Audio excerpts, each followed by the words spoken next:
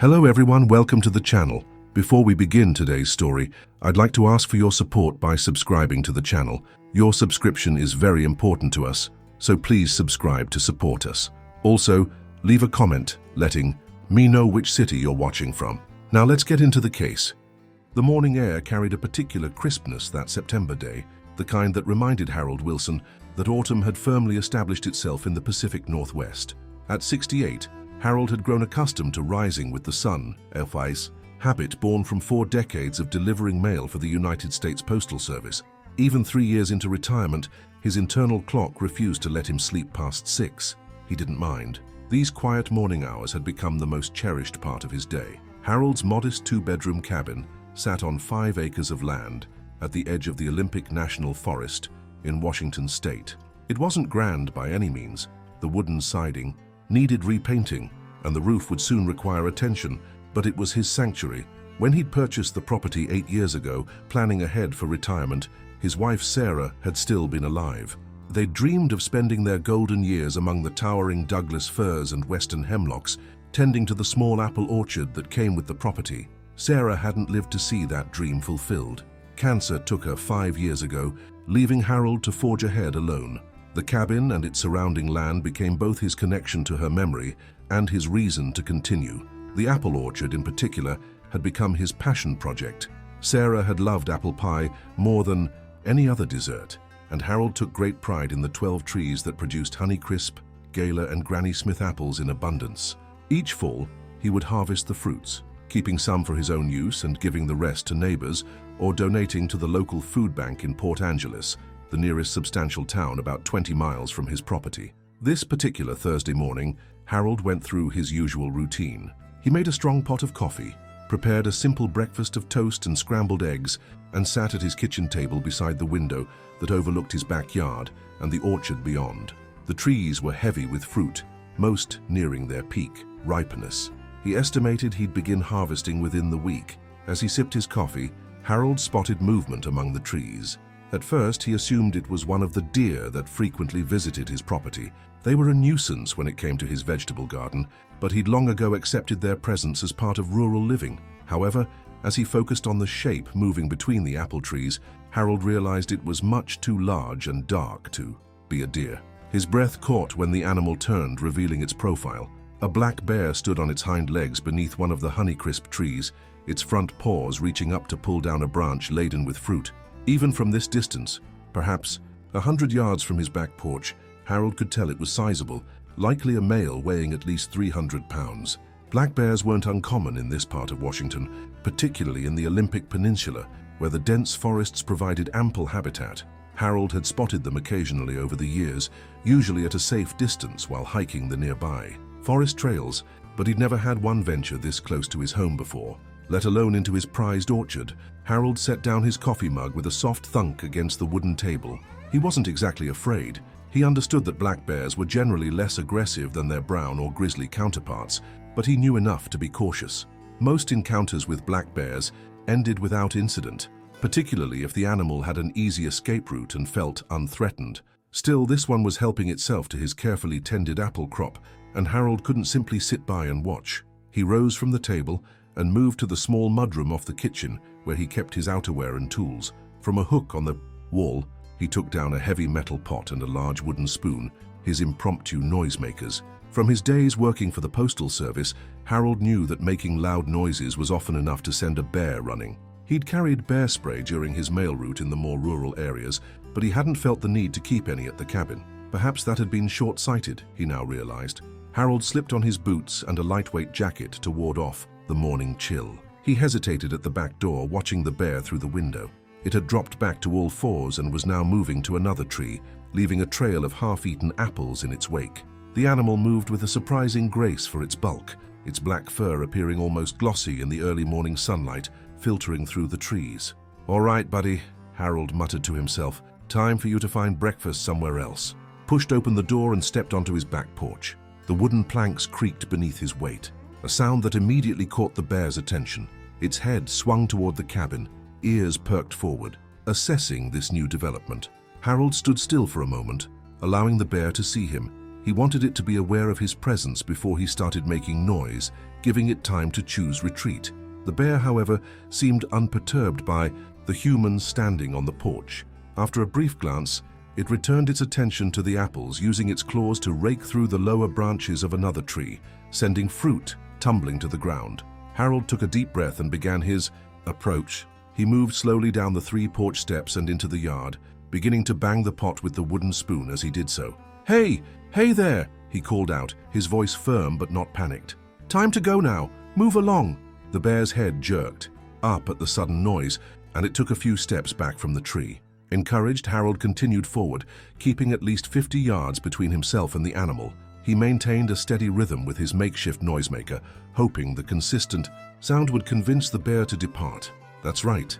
Go on now," Harold continued, taking another few steps forward. For a moment it seemed to be working. The bear dropped the apple it had been holding and took several more steps backward, away from the trees. But instead of turning to flee into the forest that bordered the property, it stopped. The animal swung its head from side to side, as if confused or agitated by the noise. Then, to Harold's dismay, it rose up on its hind legs again, standing nearly 6 feet tall. Harold froze. This wasn't the reaction he'd expected. In his experience, most black bears wanted nothing to do with humans and would run at the first sign of confrontation. This one, though, was standing its ground. Perhaps it had become habituated to human presence, having found easy meals in backyards or campgrounds before. Or maybe it was particularly hungry, unwilling to abandon the calorie-rich apples it had discovered. Whatever the reason, Harold knew he needed to adjust his strategy. He stopped banging the pot and took a step backward, trying to give the bear space while still asserting his presence. "Okay," he said more quietly, "you're not scared, but this is my place, and you can't stay here." The bear dropped back to all fours, and for a hopeful moment, Harold thought it might leave. Instead, it made a woofing sound, a warning Harold recognized from nature documentaries and his own limited experiences with bears. The hair on the back of his neck stood up. Something wasn't right here. The bear seemed unusually bold, and Harold suddenly felt that he might have mishandled the situation.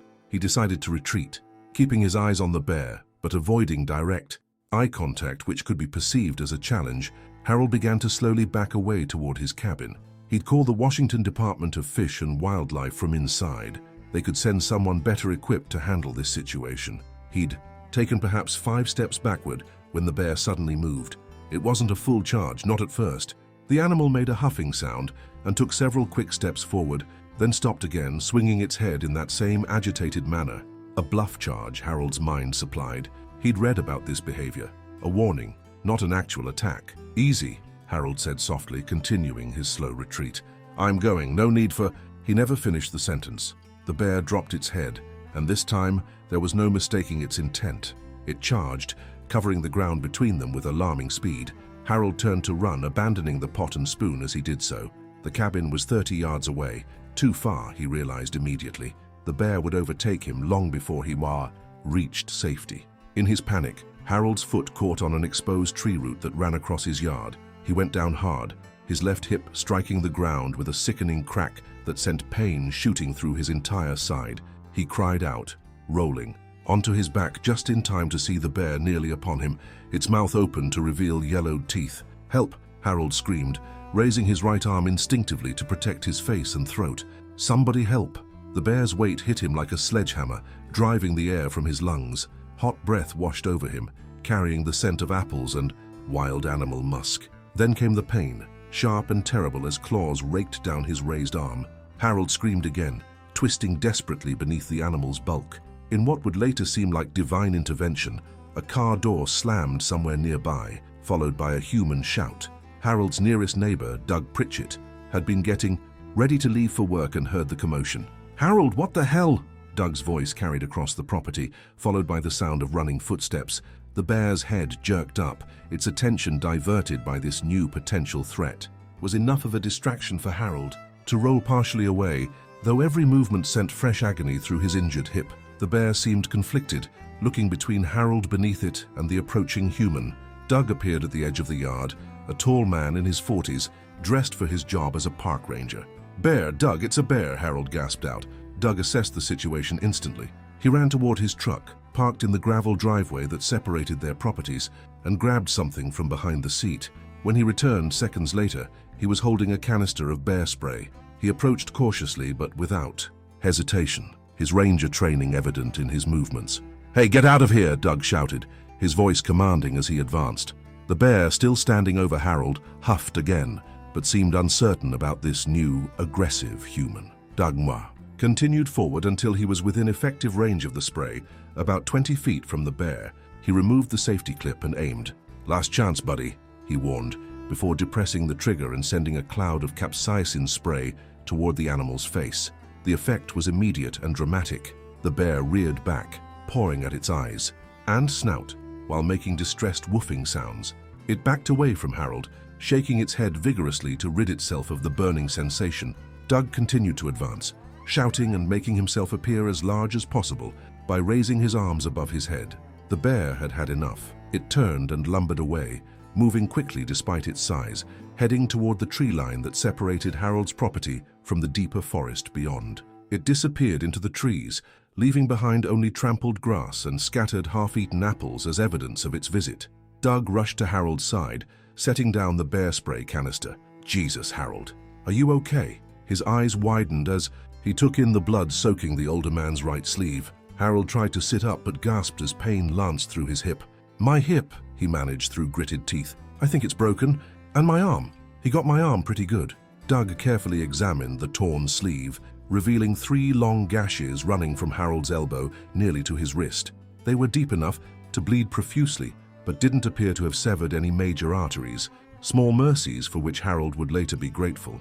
"Don't move," Doug instructed, already pulling his cell phone from his pocket. "I'm calling an ambulance." As Doug spoke urgently into his phone, requesting emergency services and giving their location, Harold lay back on the grass, his body beginning to shake with shock and adrenaline. Above him, the sky was a perfect September blue, cloudless and bright. Birds had resumed their morning songs in the nearby trees, seemingly unperturbed by the violence that had just occurred. Harold found himself focusing on these details: the cool grass beneath him, the birdsong, the gentle rustle of leaves in the morning breeze as a way to distance himself from the pain. He thought of Sarah, wondering what she would have made of all this. "Probably would have told me I was a fool for approaching a bear in the first place," he mused, a ghost of a smile touching his lips, despite the pain. She'd always been the practical one in their relationship, the voice of reason when Harold's stubbornness led him toward unwise decisions. Doug returned to his side, now carrying a first aid kit from his truck. "Ambulance is on the way. Should be here in about 20 minutes. Let's get this bleeding under control." He knelt beside Harold and began to bandage the wounds on his arm, working with the efficiency of someone accustomed to wilderness emergencies. As he wrapped gauze around the deepest cut, he glanced toward the forest where the bear had disappeared. "That was a big male," Doug commented. "Probably between 300 and 400 pounds. Not typical behavior for a black bear to stand its ground like that, especially against noise." Harold winced as Doug applied pressure to the wound. "Tell me about it. I've never seen one act that aggressive before. You think it might be sick or something?" Doug shrugged, securing the bandage with medical tape. "Hard to say. Could be it's been finding food in human areas and lost its natural wariness. Or maybe it has cubs nearby we didn't see, though it's a bit late in the season for that to be. An issue. I'll report it when I get to the ranger station." Harold nodded, then immediately regretted the movement as it somehow translated to more pain in his hip. "Thanks for showing up when you did," he said, his voice tight. "Don't think I'd have fared too well otherwise. Just glad I hadn't left for work yet," Doug replied. He finished with the bandaging and sat back on his heels. "Try not to move. Hip fractures are serious business, especially at your age." At any other time, Harold might have bristled at the reference to his age. Right now, though, he was too grateful for Doug's help and too aware of his own vulnerability to take offense. They waited together for the ambulance, Doug keeping a watchful eye on the forest edge in case the bear returned, though both men considered this unlikely. Harold slipped in and out of a shock-induced haze, the pain in his hip becoming a consuming presence that made time stretch and contract in strange ways. He found himself thinking of his postal route, of all the miles he'd walked delivering mail, in all weather without serious incident, only to be attacked by a bear in his own backyard during retirement. There was irony there, though in his current state he couldn't quite articulate it. The ambulance arrived with a wail of sirens that seemed bizarrely out of place in the quiet rural setting. 2 paramedics, a young woman with a blonde ponytail and an older man with salt and pepper hair, quickly assessed Harold's condition. They ask questions about his medical history, current medications and allergies, which Harold answered as clearly as his pain-addled mind would allow. Definitely looks like a hip fracture, the male paramedic confirmed after a gentle examination. And those lacerations are going to need stitches. We're going to stabilize you and get you to Olympic Medical Center in Port Angeles. They worked efficiently, immobilizing Harold's hip and transferring him to a stretcher with minimal jostling. As they prepared to load him into the ambulance, Harold looked back at his cabin, the home he'd loved for its peace and connection to nature, with a new sense of unease. The forest that had always been a source of comfort now seemed to harbor hidden threats. "Doug," he called out as they lifted the stretcher, "can you call Mike and Susan next door?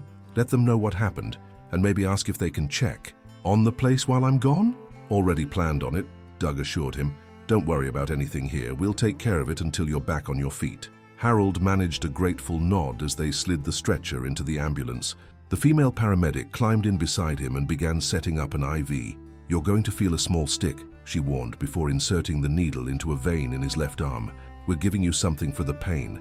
It should start working." Pretty quickly, true to her word, a warm wave of relief began spreading through Harold's body within minutes.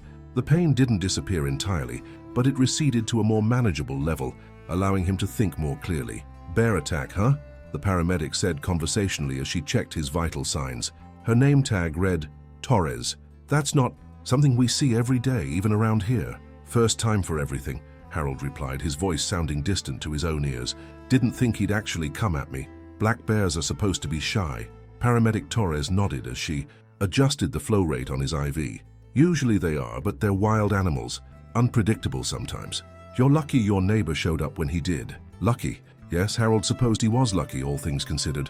The bear could have done far worse damage had Doug not intervened. Still, as the ambulance wound its way down the rural roads toward Port Angeles, Harold couldn't help feeling that something fundamental had changed. The retirement sanctuary he'd built with Sarah in mind now felt compromised. The boundary between the wild world and his controlled space revealed as more permeable than he'd imagined. The journey to Olympic Medical Center took just under half an hour. Harold drifted in and out of awareness, the pain medication making everything slightly hazy. He was vaguely conscious of being unloaded from the ambulance, wheeled through automatic doors, and transferred to a hospital bed amid a flurry of activity and professional voices. A doctor appeared, a woman in her 50s with short gray hair and glasses perched on the end of her nose.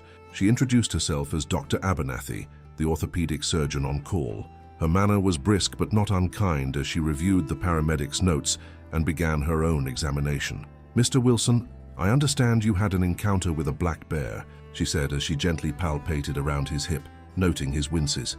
"We're going to need x-rays to confirm, but based on the mechanism of injury and your age, I suspect you fractured your femoral neck.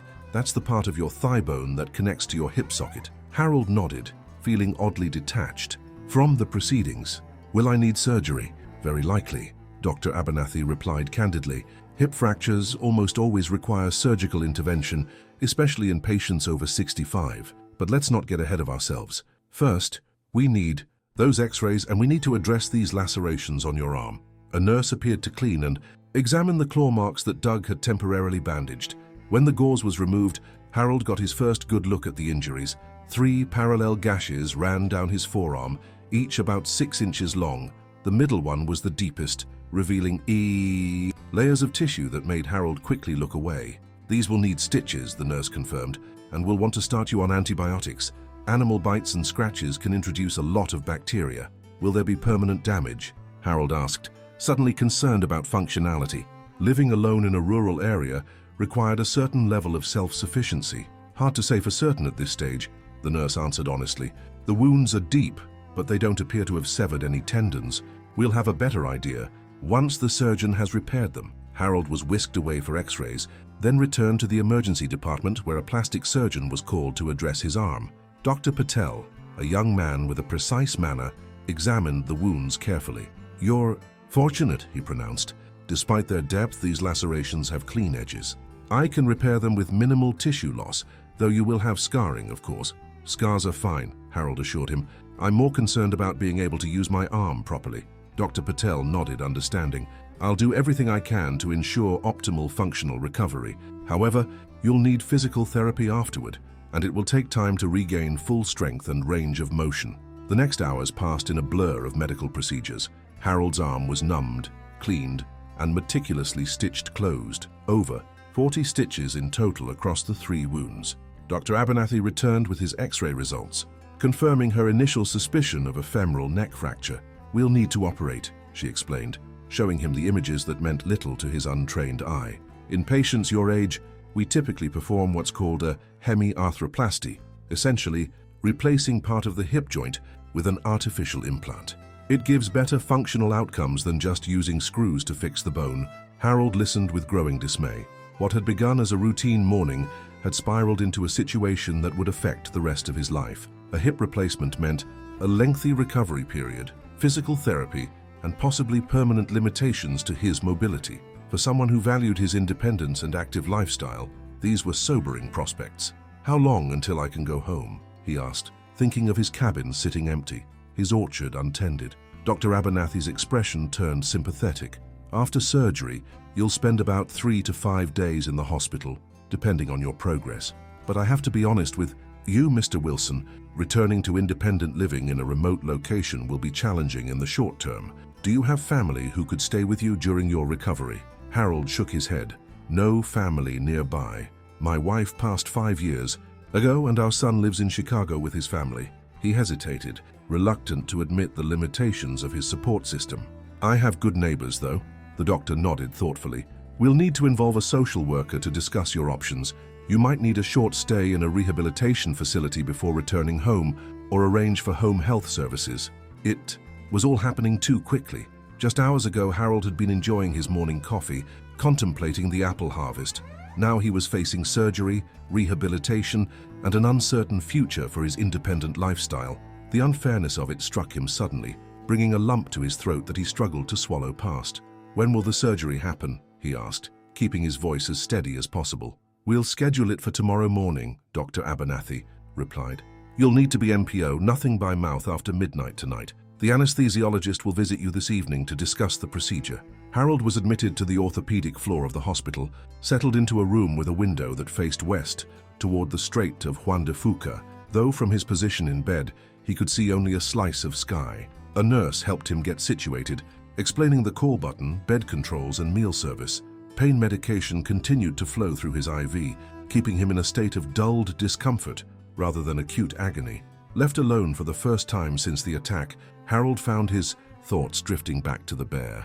He replayed the incident in his mind, wondering if he could have done something differently. Perhaps he should have stayed on the porch instead of approaching. Maybe he should have kept bear spray on hand, as Doug did. The what-ifs were pointless. He knew, but they occupied his mind nonetheless. His phone rang, startling him from his reverie. It was Mike Sanderson, his neighbor from across the road, calling to check on him after hearing the news from Doug. "Harold, my God," Mike began, his voice heavy with concern. "Doug told us what happened. How are you doing?" "Been better," Harold replied with a weak attempt at humor. "Broke my hip and got some nasty scratches, but I'll live. They're doing surgery tomorrow." "Susan and I are just sick about this," Mike continued. "Is there anything we can do? We can check on the house, bring in your mail, whatever you need." Harold felt a surge of gratitude for his small community. "That would be great, Mike. There's a spare key under the blue flower pot on the back porch. If you could just make sure everything's locked up, maybe clear out any food in the fridge that might go bad.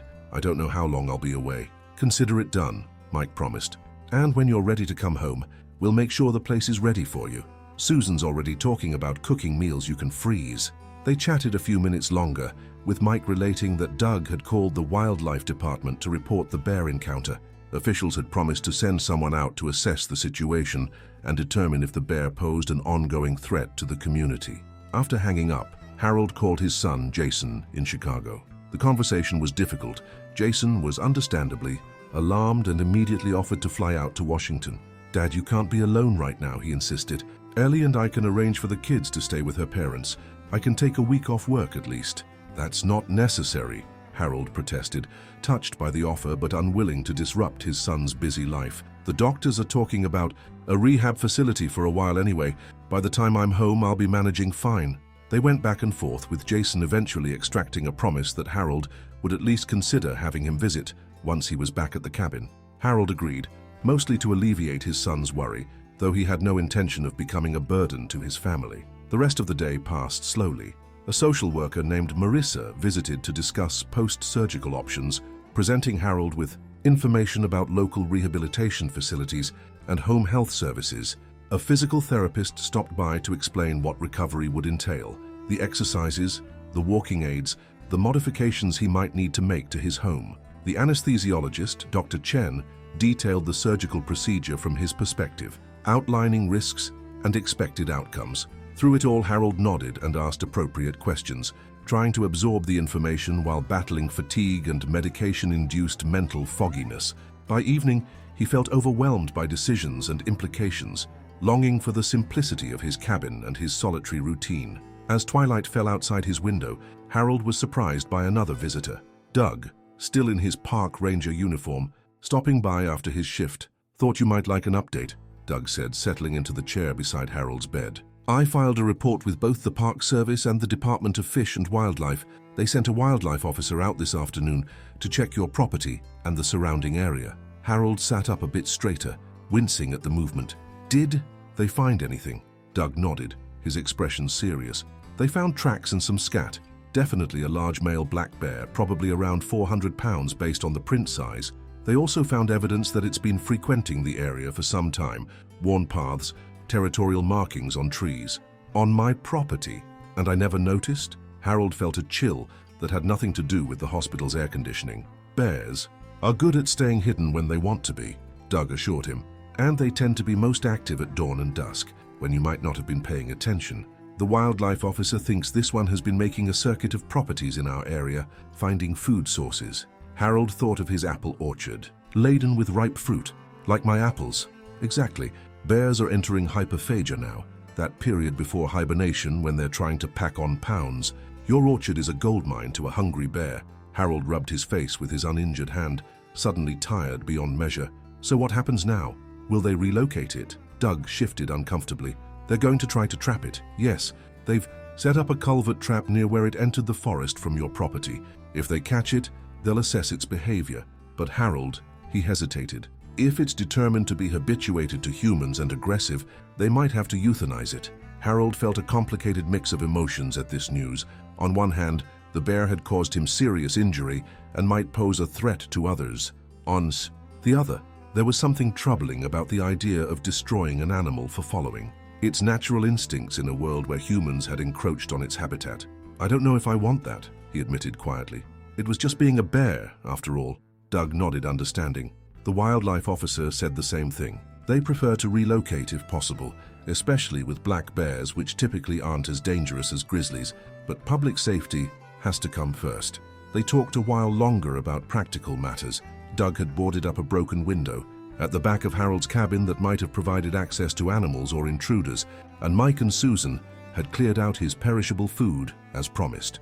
Eventually, a nurse appeared to administer Harold's evening medications, a not-so-subtle hint that visiting hours were concluding. As Doug rose to leave, Harold caught his arm. "Thank you," he said with genuine feeling. "I wouldn't be here if not for you." Doug looked momentarily embarrassed by the gratitude. "Just happened to be in the right place. You'd do the same for any of us." He paused at the door. "Get some rest, Harold. I'll check in tomorrow after your surgery." Left alone again, Harold tried to follow Doug's advice, but sleep proved elusive despite his exhaustion and pain medication. His thoughts kept circling, back to the bear, to the moment when it had charged him, to the terrible weight of it pinning him to the ground. He could still smell its wild musk, still feel the hot breath against his face as terror had coursed through him. When he did finally drift off, his dreams were fragmented and anxiety-filled, running through endless apple orchards while something dark and powerful pursued him, always just a few steps behind. He was awakened at 5 the next morning by a nurse checking his vital signs. The hospital was quiet at this hour, staffed by the night shift, but with most patients still sleeping. Harold's surgery was scheduled for 8 o'clock, making him one of the first cases of the day. "Dr. Abernathy likes to start early," the nurse explained as she recorded his blood pressure. "She's very thorough, one of our best orthopedic surgeons. You're in good hands." Harold nodded, appreciating the reassurance but unable to shake his nervousness. He'd never had major surgery before, had been blessed with good health for most of his life. The prospect of general anesthesia, of being completely unconscious and vulnerable while strangers rearranged parts of his body, was more unsettling than he cared to admit. The pre-surgical preparations proceeded with brisk efficiency. He was given a special antiseptic soap to wash with, had the surgical site marked, signed multiple consent forms, and received medication to help him relax. By the time they wheeled him into the pre-op area, Harold was feeling distinctly disconnected from reality, the anxiety medication creating a pleasant buffer between him and his circumstances. Dr. Abernathy stopped by, now dressed in surgical scrubs, her grey hair completely covered by a blue cap. She reviewed the procedure one last time, answered Harold's few remaining questions, and gave his good arm a reassuring pat. "We do several of these procedures every week, Mr. Wilson," she told him. "It's almost routine for us, even if it doesn't feel that way to you. I expect excellent results." Then the anesthesia team arrived and Dr. Chen was adding something to Harold's IV that made the ceiling tiles seem to swim above him. Someone said, "Take deep breaths," and he complied, and then there was nothing. Harold's next awareness was of voices, distant at first but gradually becoming clearer. He tried to open his eyes but found the effort too great. His mouth felt as though it had been stuffed with cotton, and there was a deep throbbing ache in his left hip despite the fog of medication. "Mr. Wilson?" A woman's voice, gentle but insistent. "Can you open your eyes for me?" With tremendous effort, Harold complied, finding himself in a recovery room. Monitors beeped softly beside him, and an oxygen cannula rested beneath his nose. The nurse, different from the ones he'd met previously, smiled when she saw his eyes open. "There you are," she said warmly. "Surgery went very well. Dr. Abernathy was able to place the implant perfectly. How are you feeling?" "Thirsty," Harold managed, his voice a raspy whisper. She offered him small ice chips from a plastic cup, which felt heavenly against his parched throat. "You'll be here in recovery for about an hour, then we'll move you back to your room. Are you having pain?" Harold took inventory. There was discomfort, certainly, but the medications were keeping it at bay for now. "Not too bad." "Good. We're staying ahead of it with your IV pain medication. Once you're back in your room, we'll talk about transitioning to oral pain relief." The recovery period passed in a haze. Harold drifted in and out of sleep, gradually becoming more alert as the IT anesthesia wore off. When he was finally wheeled back to his room, he found a small vase of flowers waiting on the bedside table, a cheerful arrangement of daisies and carnations with a card from Mike and Susan. The rest of the day was focused on monitoring his vital signs, managing his pain, and, to Harold's surprise, getting him out of bed to take a few steps with the assistance of a physical therapist and a walker. It was painful and exhausting, but necessary to prevent complications. "The sooner you're mobile, the better your outcomes will be," the therapist, a muscular young man named Ryan, explained. "We start small, just a few steps today, a little, more tomorrow. By the time you leave the hospital, you'll be walking short distances with assistance." By evening, Harold was thoroughly spent, his body aching in ways he'd never experienced before. The surgery itself, the physical therapy, the emotional stress of the past 36 hours, it all combined to create a bone-deep weariness that made even lifting a fork to eat his dinner seem like a monumental task. Doug visited again briefly, bringing news that the wildlife officers had not yet captured the bear but were maintaining the trap on Harold's property. Mike called to report that all was well at the cabin and that he and Susan had picked some of the ripe apples to prevent them from attracting more wildlife. Jason called too, still concerned and still pushing to visit, though Harold continued to discourage him. "I'll be fine," he insisted. "No sense in you using up vacation time to watch me hobble around with a walker. Come visit next summer, when I can actually do things with you." As night fell, Harold found himself alone with his thoughts once more. The hospital grew quieter. The overhead lights dimmed. Pain medication made his mind wander in strange directions, contemplating the fragility of the life he'd built. One moment of misjudgment, one wild animal following its instincts, and everything had changed. His independence, the solitary peace he'd cultivated, his physical capabilities, all were now compromised, at least temporarily. Yet beneath the uncertainty and discomfort, Harold felt a stubborn determination taking root. He would recover. He would return to his cabin, to the orchard that had been Sarah's favorite feature of their retirement property. He would adapt to whatever limitations his injuries imposed. The alternative, giving up the home and lifestyle he loved, was unthinkable. With this resolution firmly in mind, Harold finally drifted into a dreamless sleep, his body beginning the long process of healing. The next 3 days in the hospital followed a similar pattern. Harold's recovery progressed steadily, if painfully. Each physical therapy session pushed him a little further, a few more steps with the walker, exercises to begin strengthening the muscles around his new partial hip joint. Instruction on movements to avoid during healing. The wound on his hip was checked regularly for signs of infection, as were the stitched lacerations on his arm, which were red and swollen, but showing no concerning symptoms. On the third day after surgery, Harold received a visitor he hadn't expected, a wildlife officer named Ramirez from the Washington Department of Fish and Wildlife. She was a compact woman in her 30s, with an authoritative manner that suggested considerable field experience. "Mr. Wilson," she began after introducing herself, "I wanted to speak with you directly about the bear incident on your property." She pulled out a small notebook. "I've read the report filed by Ranger Pritchett, but I'd appreciate hearing your account as well if you feel up to it." Harold nodded, shifting in the hospital bed to find a more comfortable position. Not much to tell beyond what Doug probably said. "The bear was in my orchard eating apples.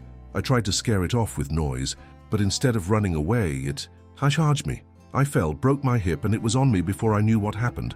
If Doug hadn't shown up when he did," he let the sentence trail off, the implication clear. Officer Ramirez nodded, making notes.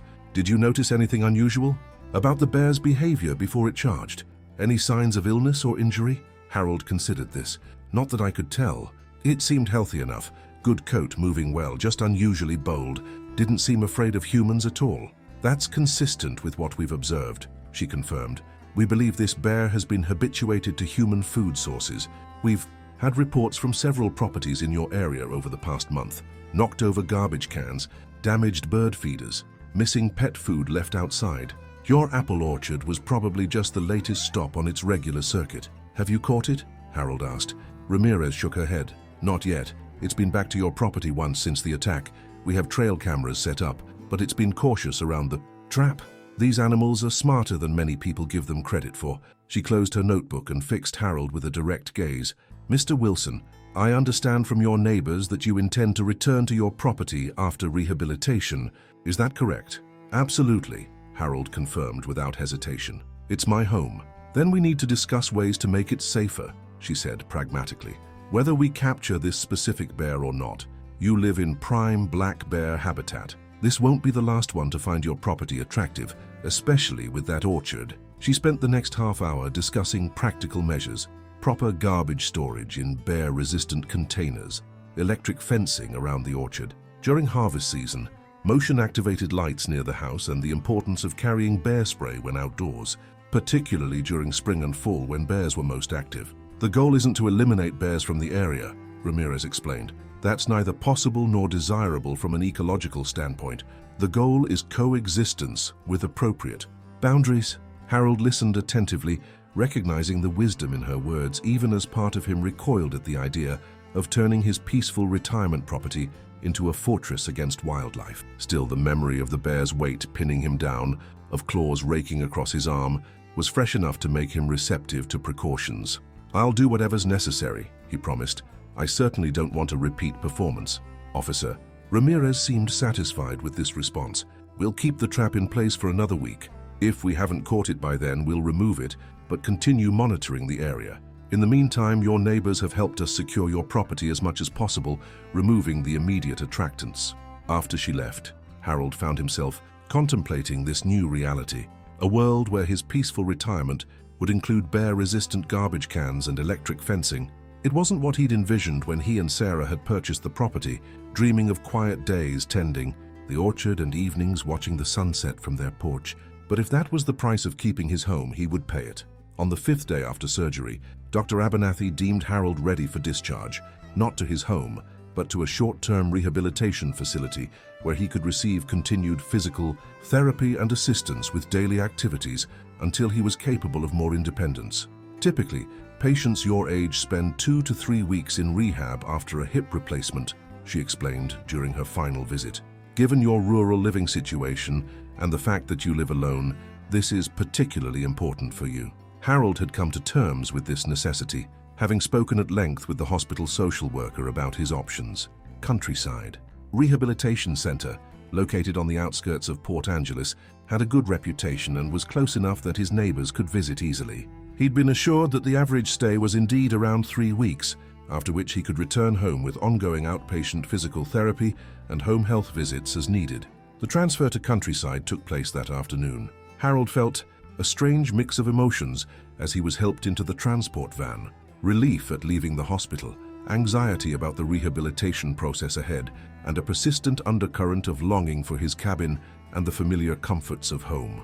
The drive was mercifully short, and soon he was being settled into a private room in the facility's post-surgical wing. Countryside Rehabilitation Center was more pleasant than Harold had anticipated. While undeniably institutional with its linoleum, floors and hand sanitizer dispensers at every turn, efforts had been made to create a less clinical atmosphere. The rooms were painted in warm colors rather than sterile white. Artwork adorned the hallways, and large windows provided natural light and views of the landscaped grounds. Harold's room was small but adequate, containing a hospital-style bed, a recliner chair, a television, and a private bathroom equipped with grab bars and an accessible shower. The staff who greeted him were friendly and efficient, explaining routines and schedules as they helped him transfer from the wheelchair to the bed. Physical therapy sessions are twice daily, explained the charge nurse, a middle-aged woman named Barbara. Occupational therapy will work with you on daily living skills, dressing, bathing, that sort of thing. Meals can be taken in the dining room once you're mobile enough, or in your room if you prefer. Any questions so far? Harold shook his head, feeling somewhat overwhelmed by the new environment and information. Barbara seemed to recognize this, patting his hand sympathetically. It's a lot to take in at once, she acknowledged. Don't worry, we'll go over everything again tomorrow when you're more settled. For now, just rest. Dinner will be brought to your room this evening, and your regular therapy schedule will begin tomorrow morning. Left alone, Harold took stock of his situation. His hip ached dully, the pain manageable with the oral medications he'd been prescribed. His arm, still bandaged where the bear's claws had torn the skin, itched uncomfortably as the wounds began to heal. He was tired, not physically so much as emotionally. The constant adjustments to new environments, new people, and new limitations had drained him in ways he hadn't expected. Using the remote attached to the bed, he turned on the television, seeking the familiar distraction of background noise. He found a nature documentary, ironically about predators of North America, and left it playing softly as he closed his eyes, not to sleep, but simply to rest and process the latest transition in what had become a surreal chain of events. The rehabilitation routine proved to be both exhausting and surprisingly engaging. Each morning began early, with vital sign checks and medication, followed by breakfast, and then the first physical therapy session of the day. The physical therapists, a rotating team of 3 young professionals who all appeared fit enough to run marathons without breaking a sweat, pushed Harold harder than he would have pushed himself, but always with encouraging words and clear explanations of why each exercise mattered. The gluteal muscles support the hip joint, explained Meredith, the most technical of the therapists, during a particularly challenging set of exercises.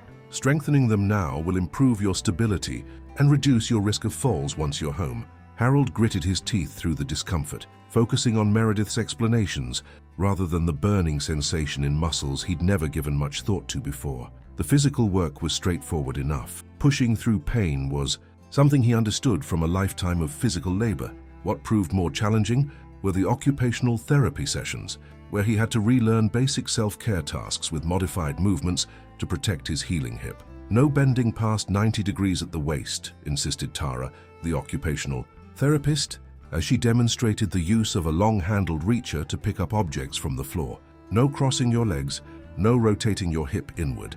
These restrictions will gradually loosen as you heal, but for now they're absolute. The indignities of dependence were difficult for Harold to accept. Having someone help him with personal care, learning to use adaptive devices for tasks as simple as pulling on socks, these things chafed against his self-image as a capable, independent man. Yet he recognized the necessity and forced himself to be an attentive student, knowing that mastering these skills was his ticket back to his home and his solitary lifestyle. Between therapy sessions, Harold had ample time to rest and reflect. He accepted visitors. Doug stopped by several times, as did Mike and Susan, bringing updates about his property and fresh apples from his orchard. The wildlife officers had removed the trap after 10 days without capturing the bear, concluding that it had likely moved on to other feeding grounds as the season progressed. They had, however, installed a trail camera at the edge of Harold's property as a precaution, promising to alert him if the bear returned. They're pretty sure it's the same bear that's been spotted near the Johnsons' place across the valley, Mike reported during one visit. Knocked over their garbage cans 2 nights in a row. Wildlife folks are keeping tabs on it. Harold found himself oddly relieved that the bear hadn't been captured and euthanized. despite the injuries it had inflicted. On him, he couldn't quite wish for its destruction. It was, as he told Doug in the hospital, just being a bear, following instincts honed over millennia to find food wherever it was available. The days at Countryside blended together in a rhythm of therapy, rest, meals, and occasional socializing with other residents in the common areas. Harold made progress steadily, graduating from a walker to a cane within the first 10 days. The incision from his surgery healed cleanly, while the bear claw marks on his arm transformed from angry red gashes to pink, puckered lines that the doctor assured him would continue to fade over time, though they would likely remain visible for the rest of his life. "Battle scars," joked one of the physical therapists when Harold mentioned them. "You've got a better story than most of our patients here. I survived a bear attack, beats I slipped in the shower any day." By the beginning of his 3rd week at Countryside, Harold was walking short distances without assistance, managing all personal care independently and demonstrating the home exercises that would be part of his ongoing recovery regimen. The social worker assigned to his case had arranged for twice-weekly home health visits once he returned to his cabin, as well as outpatient physical therapy sessions in Port Angeles that would gradually decrease in frequency as his strength returned. "We think you'll be ready for discharge at the end of this week," Barbara, the charge nurse, informed him during evening medication rounds. "The team will make a final decision at Wednesday's care conference, but you've made excellent progress." Harold felt a surge of anticipation at the news. While Countryside had been far more pleasant than he'd initially feared, it wasn't home. He missed his cabin, his land, the rhythms of rural life that had become so essential to his well-being over the past 3 years. Even with the shadow of the bear encounter, he was eager to reclaim his space and his independence. Wednesday's Tabun care conference confirmed his discharge date for Friday afternoon. The meeting involved his entire care team, doctors, therapists, nurses, and the social worker, all providing input on his progress and readiness to return home. They reviewed safety considerations, medication management, and follow-up appointment schedules. The consensus was that while Harold would need continued support and would not regain his pre-injury capabilities for several months, he was ready for the transition back to independent living with appropriate assistance. "Remember your movement restrictions," the lead physical therapist emphasized. "No heavy lifting for at least 3 months. Use your grab bars in the shower. Keep your cane with you at all times, even inside the house. And if you feel unsteady, sit down immediately. A fall could undo all our good work." Harold promised compliance, willing to agree to almost anything that would facilitate his return home. Mike and Susan had volunteered to drive him back to his cabin and help him get settled, stocking his refrigerator with prepared meals and installing the temporary grab bars the occupational therapist had recommended for his bathroom. Friday arrived with a mix of rain and weak autumn sunshine, typical Pacific Northwest weather for early October. Harold dressed in clothes Mike had brought him from home, loose-fitting jeans that accommodated the swelling still present around his hip, a flannel shirt and sturdy but slip-on shoes that didn't require bending to tie. His discharge was scheduled for 2 o'clock, and he found himself watching the clock with the eagerness of a child awaiting a promised treat. The final paperwork and instructions seemed to take forever, but eventually Harold was seated in the Sanderson's SUV, his small bag of personal items and medications in the back, heading toward home. As they left Port Angeles behind and entered the more rural areas, Harold felt something in his chest loosen, a tension he hadn't fully acknowledged until it began to dissipate. The familiar landscape rolled past the car windows, evergreen, forests punctuated by small clearings where homes or farms had been established, winding roads that followed the natural contours of the land, occasional glimpses of the Olympic Mountains rising in the distance. It had been nearly a month since Harold had seen these sights, the longest he'd been away from home since moving to the property. "Doug checked your place this morning," Susan informed him from the driver's seat. "Said everything looks good. He turned the heat on so it would be warm when you arrived." "That was thoughtful of him," Harold replied, touched by the consideration. "I'll have to thank him." "The whole neighborhood's been talking about nothing but getting you home," Mike added from the passenger seat. "Everyone's been worried since the incident." Harold noted the hesitation before the word incident, as if Mike was uncertain how to refer to the bear attack. It had become something of a local sensation, it seemed. The retired postal worker who'd survived a black bear mauling on his own property. Harold wasn't entirely comfortable with the attention, preferring to focus on recovery rather than reliving the trauma for others' curiosity. As they turned onto the gravel road that led to his cabin, Harold felt a complicated mix of emotions. Joy at returning, apprehension about managing alone, and unexpectedly, a flicker of fear as his eyes scanned the tree line where the bear had disappeared that September morning. Would he feel safe here again, or would every rustle in the undergrowth, every shadow at dusk, trigger memories of those terrifying moments? The cabin came into view, looking exactly as he'd left it, save for a new ramp that had been added to the front steps, a temporary structure Doug had explained over the phone, built by several neighbors to accommodate Harold's initial mobility limitations.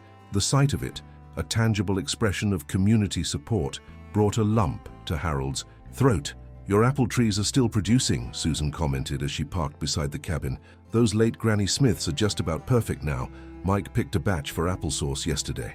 "I appreciate that," Harold said, knowing how much it would have bothered him to see the fruit go to waste on the ground. "And the ramp? That must have been quite a project." Mike shrugged modestly as he helped Harold out of the vehicle.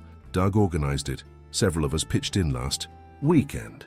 It's not permanent, but it'll make things easier until you're steady on regular steps again." With Mike's steadying hand on his elbow, Harold made his way up the ramp and to his front door. The familiar weight of his house key in his palm felt significant somehow, a symbol of reclaimed independence despite his current limitations. When he pushed the door open and stepped inside, the scent of home, wood smoke from the fireplace Doug had lit, the subtle tang of lemon furniture polish, the indefinable essence of a space that was uniquely his, washed over him. "Welcome home," Susan said quietly, seeming to understand the emotional weight of the moment. Harold nodded, not trusting his voice immediately. His living room looked just as he'd left it, books stacked on the side table, Sarah's quilt draped over the back of his favorite armchair, the large windows framing views of the yard and forest beyond. Yet there were new additions as well. Grab, bars beside his recliner, a higher cushion on his usual seat, a side table positioned perfectly to hold items he might need within reach. "We made a few adjustments based on what the occupational therapist suggested," Susan explained, following his gaze. "Nothing permanent, just some things to make life easier while you're healing." "It's perfect," Harold managed, genuinely moved by the thoughtfulness. "I don't know how to thank you both, and everyone else who's helped." "No thanks necessary," Mike said gruffly, clearly uncomfortable with emotional displays. "That's what neighbors do. Now let's get you settled and go through everything you need to know." The next hour was spent reviewing the modifications to the cabin, the schedule for home health visits, the prepared meals Susan had stocked in the refrigerator and freezer, and the emergency contact system, a medical alert pendant the social worker had arranged, which Harold promised to wear despite his private distaste for the visible reminder of vulnerability. When everything had been explained and Harold's bag unpacked, Susan insisted on making tea before they left. The three sat at Harold's kitchen table, looking out at the apple orchard where the whole ordeal had begun. The trees stood in neat rows, some still bearing fruit, others already beginning to drop their leaves in preparation for winter dormancy. Beyond them, the edge of the Olympic National Forest created a dark green boundary. "Wildlife officers left a packet of information for you," Mike mentioned, nodding toward a folder on the counter, "all about bear-proofing the property. They're also offering a discount on electric fencing for the orchard, given the circumstances." Harold nodded, following Mike's gaze to the tree line. "I'll look into it. Don't want another surprise visitor next season." "Do you think you'll feel comfortable here?" Susan asked gently, the question addressing the fear Harold hadn't articulated, being so close to where it happened. Harold considered this seriously, looking out at his land, the place he'd chosen for his retirement, the home he'd shared with Sarah for too brief a time, the sanctuary he'd cultivated in her absence. "Yes," he said finally, with conviction that surprised even him. "This is my home. I won't let fear drive me from it." The Sandersons stayed until evening, helping with dinner and making sure Harold was truly comfortable, before reluctantly departing with promises to check in the following day. Left alone for the first time in nearly a month, Harold felt both relief and a subtle anxiety. The cabin seemed larger somehow, more filled with shadows as night approached. Outside, the forest made its usual sounds, branches creaking in the breeze, the occasional call of a night bird, the distant hooting of an owl beginning its evening hunt. Harold moved carefully through his home, reacquainting himself with spaces and objects that had once been so familiar they required no conscious thought to navigate. Now each movement was deliberate. Mindful of his healing hip and the therapist's warnings about falls, he used the cane faithfully, even for the short distance between his chair and the kitchen. He followed the routine for preparing for bed that he'd practiced at Countryside, using the adaptive devices for dressing and the newly installed grab bars in the bathroom. When he finally lay in his own bed, the mattress simultaneously familiar and strange after weeks of hospital and rehabilitation center beds. Harold found sleep elusive despite his physical fatigue. He listened to the night sounds through the partially open window, trying to distinguish between normal forest noises and anything that might indicate a large predator moving about his property. "Stop it," he admonished himself. "You can't spend the rest of your life jumping at shadows. Bears are mostly nocturnal anyway. They're out there in the forest every night whether you're aware of them or not." This rational self-talk helped somewhat, but Harold still found himself reaching for the bear spray canister Doug had placed on his bedside table. "Just for peace of mind," his neighbor had insisted. The weight of it was reassuring in a way Harold didn't want to examine too closely. Eventually, exhaustion overcame anxiety, and he drifted into sleep with his hands still resting on the canister.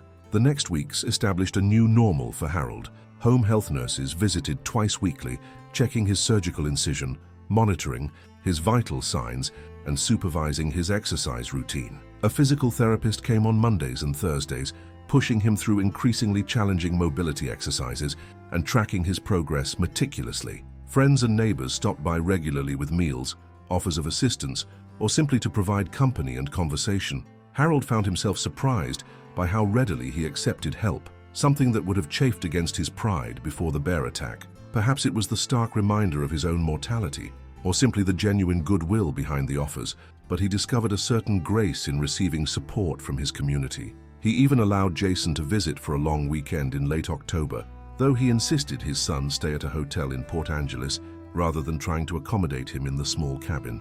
Jason's visit was both comforting and revealing. Harold saw his own stubbornness reflected in his son's concerned gaze, recognized the similarities in how they both approached problems with determined, sometimes bull-headed practicality. They spent hours talking, more open conversation than they'd shared in years, about Harold's recovery, about Jason's family in Chicago, about Sarah and the ways her absence still shaped both their lives. "You really want to stay out here alone?" Jason asked on his final evening as they sat on Harold's porch watching the sunset paint the sky in spectacular oranges and pinks. Even after what happened, Harold considered the question seriously, as he had many times since returning home. "I do," he said finally. "This is where I belong now." The bear was a reminder that nature isn't always benign, but I knew that already. Anyone who's lived around wilderness does. Jason nodded slowly, seeming to accept this even if he didn't fully understand it. "Just promise you'll be more careful, and that you'll consider that offer from the Andersons to use their guest cabin if the winter gets too difficult to manage alone." "I promise," Harold agreed, meaning it. If the bear attack had taught him anything, it was that independence didn't have to mean isolation, and that accepting help wasn't the same as surrendering autonomy. As October gave way to November, Harold's physical recovery continued steadily. He graduated from a cane to walking unassisted for short distances, though he still used the cane for longer walks or when he felt fatigued. The surgical incision on his hip healed cleanly, leaving a thin scar that would fade with time. The bear claw marks on his arm remained more prominent, 3 parallel lines that started near his elbow and ran almost to his wrist, a permanent reminder of those terrifying moments beneath the apple trees. Harold found himself touching these scars absently during quiet moments, tracing the raised tissue with his fingertips. They had become part of his story now, as much as the smile, lines around his eyes, or the calloused hands from decades of physical work. Sometimes when he showered, he would study them in the bathroom mirror, marveling at the reality that a wild creature had marked him so indelibly, and yet he had survived to reflect on the experience. The psychological healing was less linear than the physical. Harold found himself hyper-aware of movements at the forest edge, especially at dawn and dusk when bears were most active. He carried bear spray religiously whenever he ventured beyond his immediate yard, and he'd installed motion-activated lights around the cabin perimeter. Some nights, he woke from dreams of being pinned beneath a great weight, the hot breath of a predator against his face. On those occasions, he would rise and make tea, sitting at his kitchen table until the residual fear subsided and exhaustion pulled him back to bed. Yet there were also days when the trauma receded entirely, when Harold worked in his workshop building birdhouses for spring, or sat reading beside the fireplace as rain pattered against the windows, and felt completely at peace with his surroundings. These moments increased in frequency as time passed, suggesting that while the memory would never vanish entirely, its power to disrupt his contentment was diminishing. In early December, nearly 3 months after the attack, Harold received an unexpected visit from Officer Ramirez of the Department of Fish and Wildlife. She arrived mid-morning, her official truck crunching on the gravel driveway as Harold was clearing the season's last fallen leaves from his gutters, a task his physical therapist had only recently cleared him to perform. "Mr. Wilson?" she called, stepping from the vehicle. "Glad to see you up and about. You're looking well." Harold descended the ladder carefully, mindful of his recovering hip. "Officer Ramirez, this is a surprise. What brings you out this way?" She gestured toward his cabin. "Mind if we talk inside? I have some information you might find interesting." Once seated at his kitchen table with coffee, Harold insisted on brewing. Ramirez pulled out her tablet and turned it toward him. On the screen was a wildlife camera image date-stamped 2 days earlier, showing a large black bear moving through a forested area Harold didn't recognize. "We believe this is the bear that attacked you," Ramirez explained. "We've been tracking its movements through trail cameras in the Olympic National Forest. It's established a winter den about 8 miles from here, deep in the protected wilderness area." Harold studied the image, trying to determine if this was indeed the same animal that had pinned him to the ground that September morning. It certainly appeared similar, a large male with a glossy coat, substantial bulk that suggested successful feeding during the fall hyperphagia period. "How can you be sure it's the same one?" he asked. Ramirez swiped to another image, this one a closer view of the bear's face. "See this scar across the muzzle? We have earlier images of this same bear visiting several properties in the area during September, including yours the day before the attack. The scar is distinctive, and the size and coloration match as well. We're reasonably confident it's the same individual." Harold felt a complex surge of emotions, wariness at the confirmation that his attacker was still relatively nearby, but also a strange sense of connection to the creature that had so dramatically altered his life path. "Is it still active? I thought bears would be hibernating by now." "It's entering that state," Ramirez confirmed. "This particular bear appears to have established a den and will likely remain there until spring. Though black bears don't hibernate as deeply as some species, they can wake and become temporarily active during warm spells." She set the tablet aside and regarded Harold thoughtfully. "I wanted to share this with you for a couple of reasons. First, to let you know that we're continuing to monitor the situation. Second, to prepare you for the possibility that once spring arrives, this bear may return to its established feeding territory, which includes this area." Harold nodded, appreciating her directness. "What do you recommend?" "We've already discussed basic precautions," she said, gesturing toward the bear-resistant garbage container visible through the kitchen window, one of Harold's first purchases after returning home. "But I'd strongly recommend installing that electric fencing around your orchard before the trees bloom in spring. Bears have excellent spatial memory for food sources, and this one knows your apples exist." They spent another half hour discussing practical measures, the electric fencing specifications, the importance of harvesting fruit promptly next season, additional deterrents like motion-activated noisemakers that could be placed at the property edge. Ramirez left Harold with more informational materials and a promise to check in periodically with updates from the wildlife cameras. After she departed, Harold sat for a long time at his kitchen table, looking out at his land, the now bare apple trees standing in neat rows, the forest beyond them harboring the seasonal sleep of the creature that had left its mark on his body and psyche. There was something oddly appropriate about knowing the bear was still out there, denning for winter, just as Harold had withdrawn somewhat into the warmth and safety of his cabin during his recovery. Perhaps this was the natural order of things, he reflected, human and animal occupying overlapping territories, each adapting to the other's presence, occasional conflicts arising from proximity, but mostly maintaining a respectful distance. The bear had been doing what bears do, seeking high-calorie food before winter. Harold had been doing what humans do, protecting what he considered his. Neither was villain nor victim in the larger sense, merely participants in an ancient dynamic played out in new contexts as human development pushed against wilderness boundaries. As winter settled over the Olympic Peninsula, Harold found a rhythm to his days that accommodated his continuing recovery while allowing him to reclaim much of his pre-injury routine. Physical therapy sessions became less frequent as his strength and mobility improved. The home health visits concluded entirely by mid-December, the nurses confirming that his wounds had healed completely and his vital signs remained stable. Harold still felt occasional pain in his hip, particularly on cold mornings or after he'd been particularly active the day before. His right arm sometimes ached along the claw marks when rain was coming, a weather predictor he hadn't asked for but found surprisingly accurate. These were minor inconveniences, he decided, small prices to pay for survival and continued independence. The winter passed quietly. Harold spent Christmas with the Sandersons and several other neighbors, contributing an apple pie made from the last of his frozen summer harvest.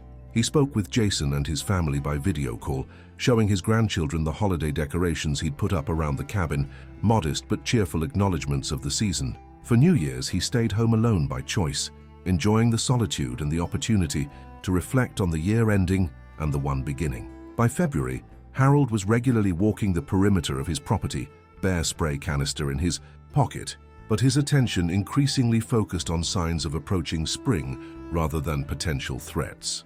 He spotted early crocuses pushing through the soil near his front porch, noted the swelling buds on deciduous trees, heard the changed cadence of bird song as mating season approached.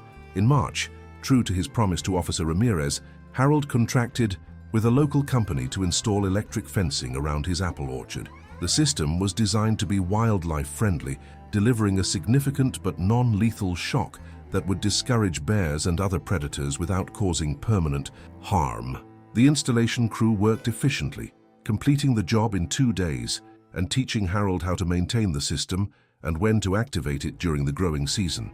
Most effective from the time the first blossoms appear until the final harvest, explained the crew foreman, a weathered man in his 50s who had installed similar systems throughout the region. Bears have an incredible sense of smell. They can detect ripening fruit from over a mile away under the right conditions. As April arrived, bringing longer days and more consistent warmth, Harold found himself watching his apple trees with particular attention. The bare branches gradually sprouted leaves, followed by delicate white and pink blossoms that attracted bees and other pollinators. He activated the electric fencing as advised, checking it daily to ensure proper function. The low hum it emitted became part of the background symphony of spring sounds on his property. Harold was pruning some overgrown shrubs near his workshop one afternoon in late April when he heard a vehicle approaching. Looking up, he recognized Officer Ramirez's department, a fish and wildlife truck turning into his driveway. He set aside his pruning shears and walked over to greet her as she parked. "Mr. Wilson," she said with a nod, climbing from the vehicle. "Hope I'm not interrupting anything important." "Just spring cleanup," he assured her. "What brings you by today?" Ramirez's expression was serious but not alarming. "Thought you'd want to know. We've confirmed movement from the bear we've been monitoring. It emerged from its den about 2 weeks ago, based on our camera data." Harold felt a slight tightening in his chest at this news, though it wasn't unexpected. "Is it heading this way?" "Not directly," she replied. "It's been staying in the deeper forest areas so far, feeding on early vegetation and whatever winter-killed animals it can find. But it's definitely active again, and as food sources become more plentiful, it will likely expand its range." Harold gestured toward the orchard with its new perimeter of fence posts and wire. "I've taken precautions as you suggested." Ramirez nodded approvingly. "I see that. Good setup. Have you been carrying spray when you're outside?" "Religiously," Harold confirmed, patting the canister in his jacket pocket. "And keeping garbage secured. Bird feeders empty until winter. All the recommendations you provided." They walked together toward the orchard, Ramirez inspecting the electric fence installation with a professional eye. "This looks well done. Just make sure to keep vegetation trimmed away from the wires to prevent shorts." She paused, looking out toward the forest edge. "You know, most people in your situation would have moved away, either immediately after the attack or during the winter when they had time to think about it." Harold followed her gaze toward the trees where he'd last seen the bear disappearing, blood dripping from its claws. His blood. "I considered it," he admitted, "especially those first weeks back home, when every noise outside at night had me reaching for the bear spray. But this is my place. I'm not ready to give it up because of one bad day." Ramirez smiled slightly at this characterization. "That's quite an understatement, Mr. Wilson. But I understand the sentiment." She turned to face him directly. "I've been doing this job for 12 years, seen a lot of human-wildlife conflicts, some with worse outcomes than yours.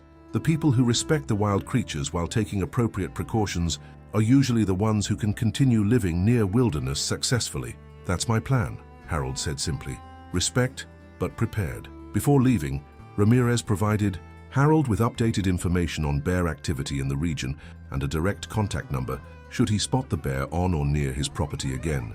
"Don't try to handle it yourself this time," she cautioned, a hint of humor in her voice despite the serious topic. That's what we're here for, Harold agreed readily, having no desire to repeat his close encounter.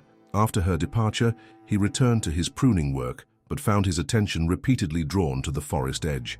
Somewhere out there, the bear, that had marked him so dramatically, was going about its ursine business, foraging, marking territory, following instincts honed over countless generations. Their paths had crossed once in a violent intersection of human and wild domains. With the precautions now in place, Harold hoped any future awareness of each other would remain at a safe distance. As spring progressed into summer, Harold's life settled into a comfortable routine that incorporated his new reality. His physical recovery continued, with the 1-year post-surgery checkup confirming excellent healing and function of his partial hip replacement. The scars on his arm faded somewhat, but remained clearly visible, a series of 3 parallel lines that occasionally drew curious questions from people who hadn't heard about his encounter. Harold found himself becoming something of a reluctant, local celebrity in the small community around Olympic National Forest. His story had spread through the region's grapevine, embellished in some tellings until it seemed he'd wrestled the bear bare-handed before Doug intervened. At the general store in the nearest small town, strangers sometimes approached him, having heard about the bear man and wanting to hear the tale firsthand. At first, Harold was uncomfortable with the attention. He had never sought notoriety and found the repeat tellings of his trauma somewhat draining, but gradually he recognized that sharing his experience served a purpose beyond mere curiosity satisfaction. His story became a springboard for discussions about wildlife safety, proper precautions in bear country, and the importance of respecting wild animals as wild, not as potential pets or harmless forest denizens. "I made a mistake that day," he would tell attentive listeners at the general store's coffee counter or at community gatherings. "Thought I knew enough about bears to handle the situation, but wild animals don't always follow the rules in the guidebooks. Best to keep your distance and call the experts if there's a problem." The summer brought a bountiful harvest to Harold's apple orchard.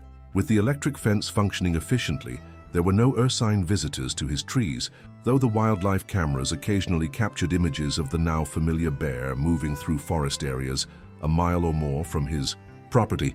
Harold harvested the fruit methodically, sharing with neighbors and donating to the local food bank, as had been his and Sarah's original plan. On a warm evening in early September, almost exactly a year after the attack, Harold sat on his back porch watching the sunset paint the sky in vivid oranges and golds.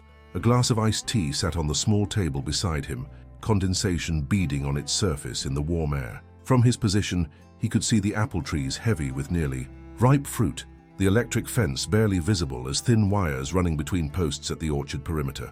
Beyond, the forest stood as it always had, neither threatening nor entirely benign, simply present and vital. A movement at the tree line caught Harold's eye, something large and dark emerging partially from the undergrowth. He sat very still, his hand instinctively moving toward the bear spray he still kept within reach even on his own porch. The figure moved further into the fading light, and Harold's breath caught as he recognized the distinctive shape of a black bear, substantial, in size with the glossy coat of a healthy adult. At this distance, perhaps 200 yards between the porch and the forest edge, Harold couldn't discern if this was his bear, the one whose claws had left their mark on his arm, but somehow he felt it might be. There was a deliberateness to the animal's movements as it paused at the boundary, between forest and cleared land, standing on its hind legs briefly to better survey the territory before it. Harold remained motionless, watching the bear as it seemed to watch him in return. There was no fear in this moment, only a strange sense of recognition. Two creatures whose lives had intersected in a violent moment, now observing each other from a distance that allowed mutual acknowledgement without threat. After perhaps 30 seconds of this silent communion, the bear dropped to all fours and turned, disappearing back into the deepening shadows of the forest as smoothly and quietly as it had emerged. Harold released a breath he hadn't realized he was holding. The encounter, brief and distant as it was, left him with an unexpected sense of completeness, as if a story that had been interrupted could now be considered concluded. The bear had returned, had perhaps recognized Harold's property and even Harold himself, but had maintained the new boundary established by caution and preparation on both sides. As darkness settled over the Olympic Peninsula, Harold remained on his porch, listening to the evening sounds of his beloved forest home. His hip ached slightly from sitting too long, and he rubbed it absently as he finished his tea. The scars on his arm seemed to tingle, though he recognized this as psychological rather than physical. a response to the bear's appearance rather than any actual sensation in the healed tissue. Tomorrow he would call Officer Ramirez to report the sighting, would check the electric fence to ensure it was functioning optimally, would perhaps be a bit more vigilant for the next few days when working outside. But tonight, he would simply acknowledge the moment for what it was, a reminder that life continued in its complex dance of risk and beauty, human and wild existing in imperfect but necessary balance. Harold Wilson, retired postal worker bear, attack survivor, apple orchard tender, reached out and touched the raised lines on his forearm, his permanent connection to the wild heart of the forest he called home. Then he rose, collected his empty glass, and went inside to prepare for another day in the life he had chosen, still cherished, and now protected with newfound wisdom. The morning air carried a distinct mountain chill as Sarah Jenkins loaded her camera equipment into the back of her silver Subaru Outback. The sun had barely crested the jagged peaks of the Grand Tetons, but Sarah knew that dawn light created the kind of magic that transformed ordinary wedding photos into treasured heirlooms. At 34, she had built a respectable reputation as one of Jackson Hole's premier wedding photographers, specializing in breathtaking outdoor ceremonies against Wyoming's dramatic landscapes. This morning's shoot was particularly special. Madison and Tyler, a young couple from Colorado, had chosen a remote meadow in Grand Teton National Park for their intimate ceremony and had hired Sarah to capture their day. Sarah checked her phone once more, confirming the location coordinates the bride had sent her. The spot was approximately 3 miles from the main road, accessible by a moderately difficult hiking trail. Not uncommon for the adventurous couples who sought Sarah's services, but it did require careful planning. She had already packed extra batteries, memory cards, her favorite prime lenses, and a collapsible reflector. A light tripod was secured to the side of her backpack, and a small drone, permitted for this specific occasion after she'd obtained the necessary park approvals, was nestled in its protective case. Coffee, bear spray, trail map, Sarah murmured to herself, checking off her mental list as she patted the side pockets of her backpack. The bear spray was standard protocol for anyone venturing into the Wyoming wilderness, especially in spring, when bears were emerging from hibernation, hungry and potentially more aggressive. Though Sarah had never had to use it in her 8 years of photographing in bear country, she'd heard enough stories from rangers and locals to maintain a healthy respect for the wild residents of the Tetons.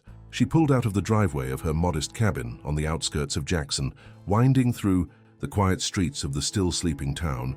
Tourist season was just beginning to pick up, but at 5:30 a.m., even the most eager visitors were likely still wrapped in their hotel sheets.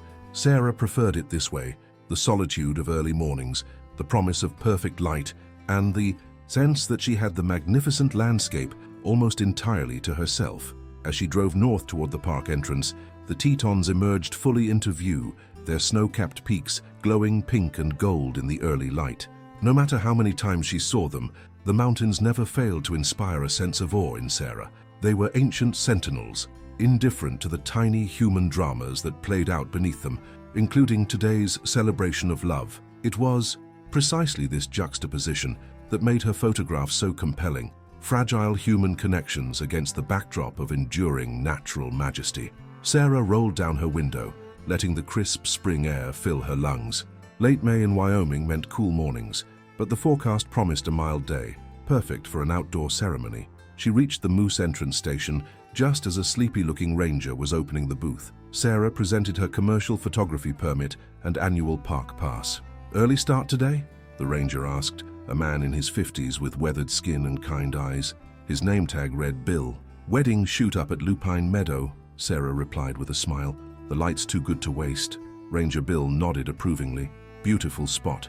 Just be aware we've had some bear activity reported in that general area yesterday afternoon, probably a grizzly sow and her yearling cub." Sarah's stomach tightened slightly. Bear sightings weren't uncommon, but a mother with a cub deserved extra caution. "Thanks for the heads up. I've got spray and we'll be making plenty of noise." "Good plan." The wedding party already checked in about 20 minutes ago. 6 people in 2 vehicles. They know to wait for you at the trailhead. He handed back her documentation. "Enjoy the day and congratulations to the couple."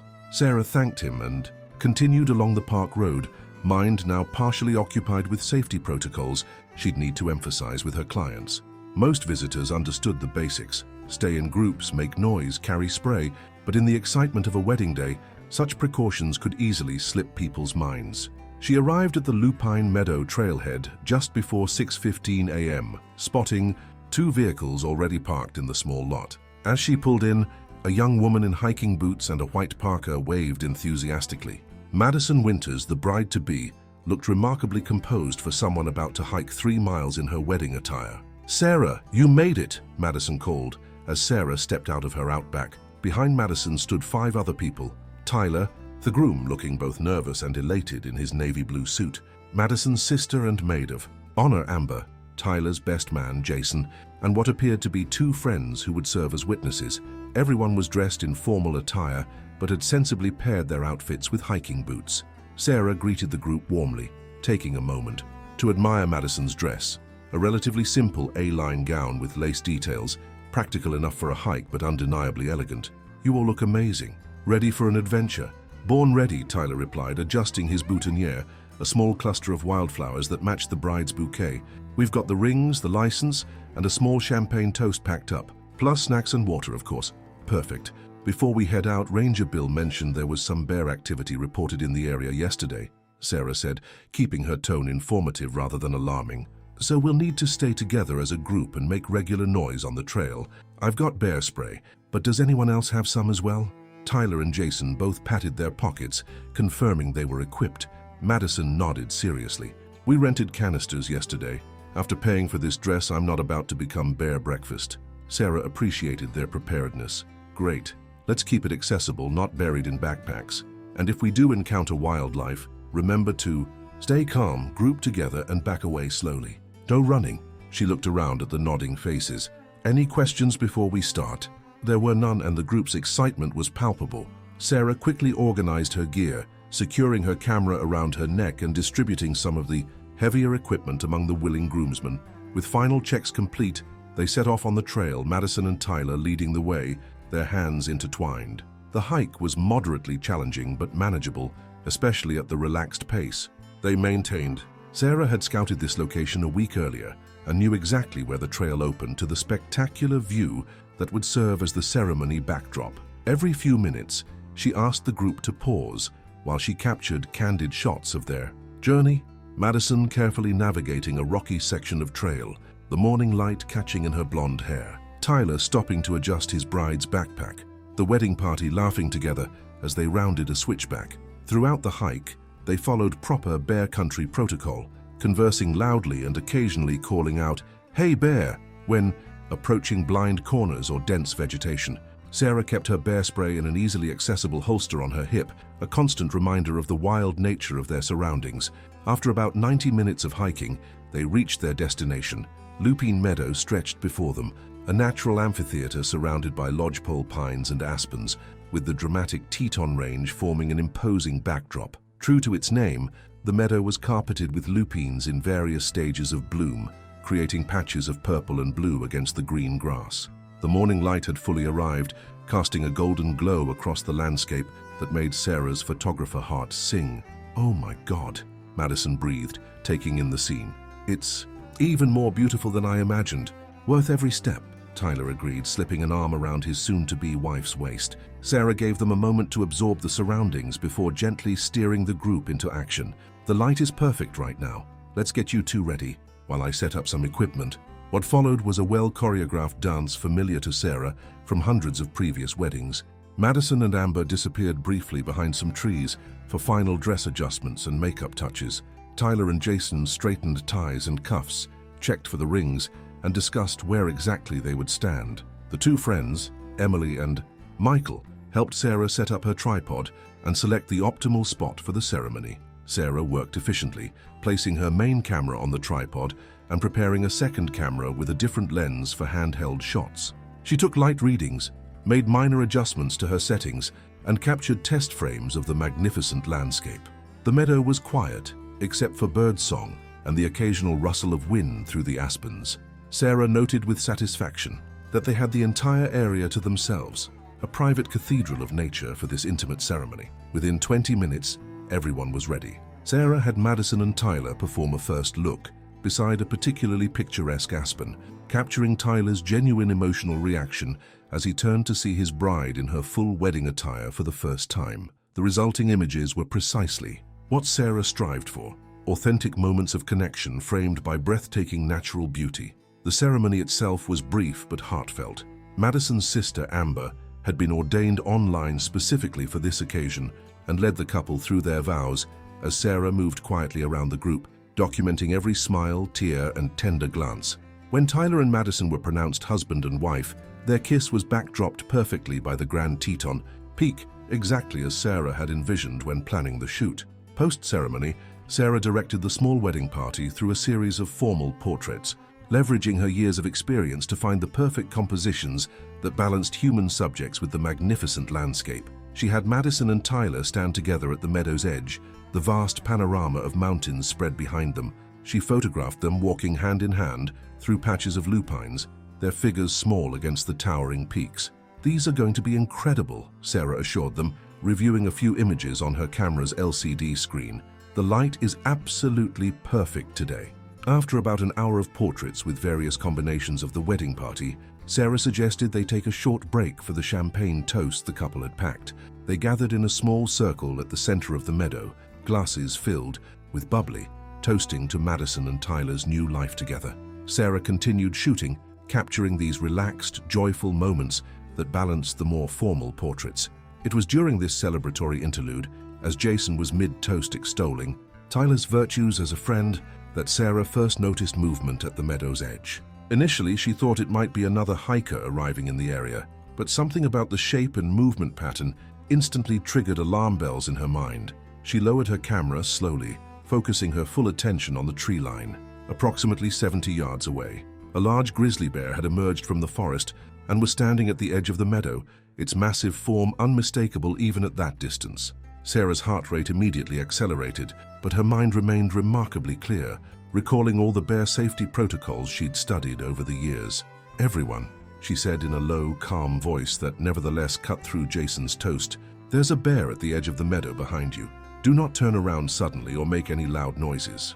Very slowly, I want everyone to come together in a tight group." To their credit, the wedding party responded with remarkable composure. Madison's eyes widened, but she didn't scream or panic. Tyler immediately put a protective arm around her and slowly drew her toward the others, who were already moving to form a cluster, as Sarah had instructed. "Is it looking at us?"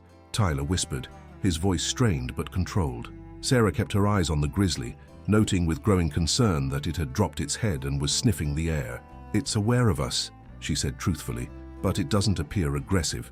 Yet, it's important we stay together and make ourselves look like one large entity." The bear, which Sarah now recognized as a mature grizzly, likely a female based on its size and proportions, took a few steps into the meadow, its powerful shoulders rolling with each movement. Sarah estimated it weighed around 500 pounds, with the characteristic dish-shaped face, humped shoulders and claws that could easily be several inches long. Its fur was a mix of brown and silver-tipped, giving it the grizzled appearance that had inspired the species' name. "I'm going to reach very slowly for my bear spray," Sarah instructed the group, who had now formed a tight cluster about 50 yards from the bear. "Everyone else who has spray should do the same. Move deliberately, no sudden movements." As they carefully retrieved their bear spray, Sarah continued assessing their situation.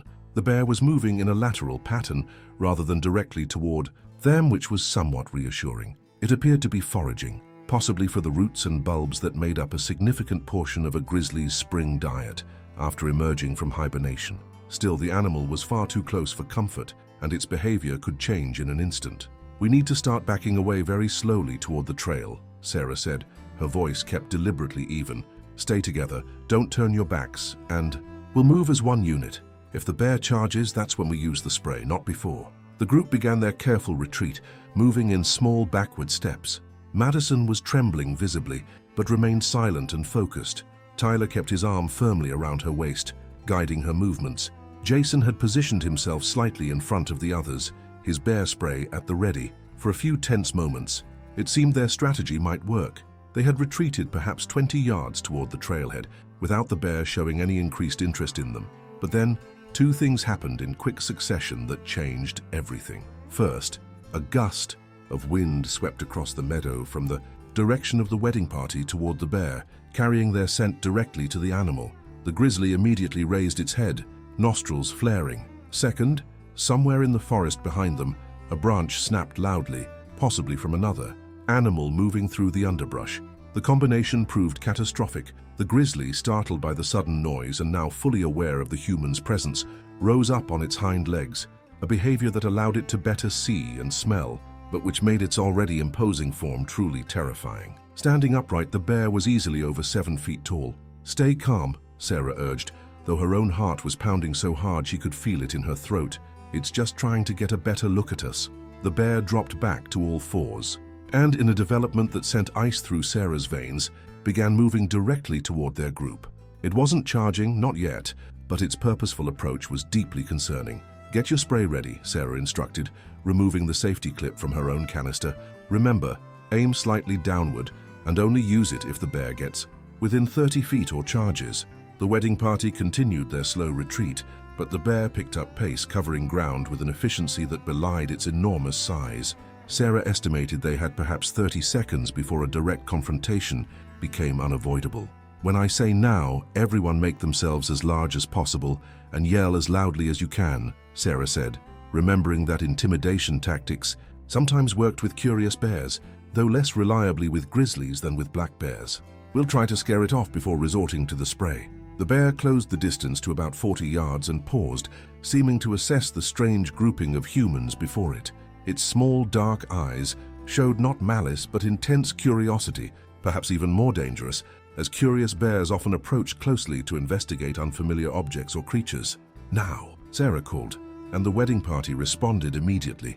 6 people raised their arms high, suddenly appearing much larger, and released a cacophony of shouts. Sarah yelled, "Hey bear, go away!"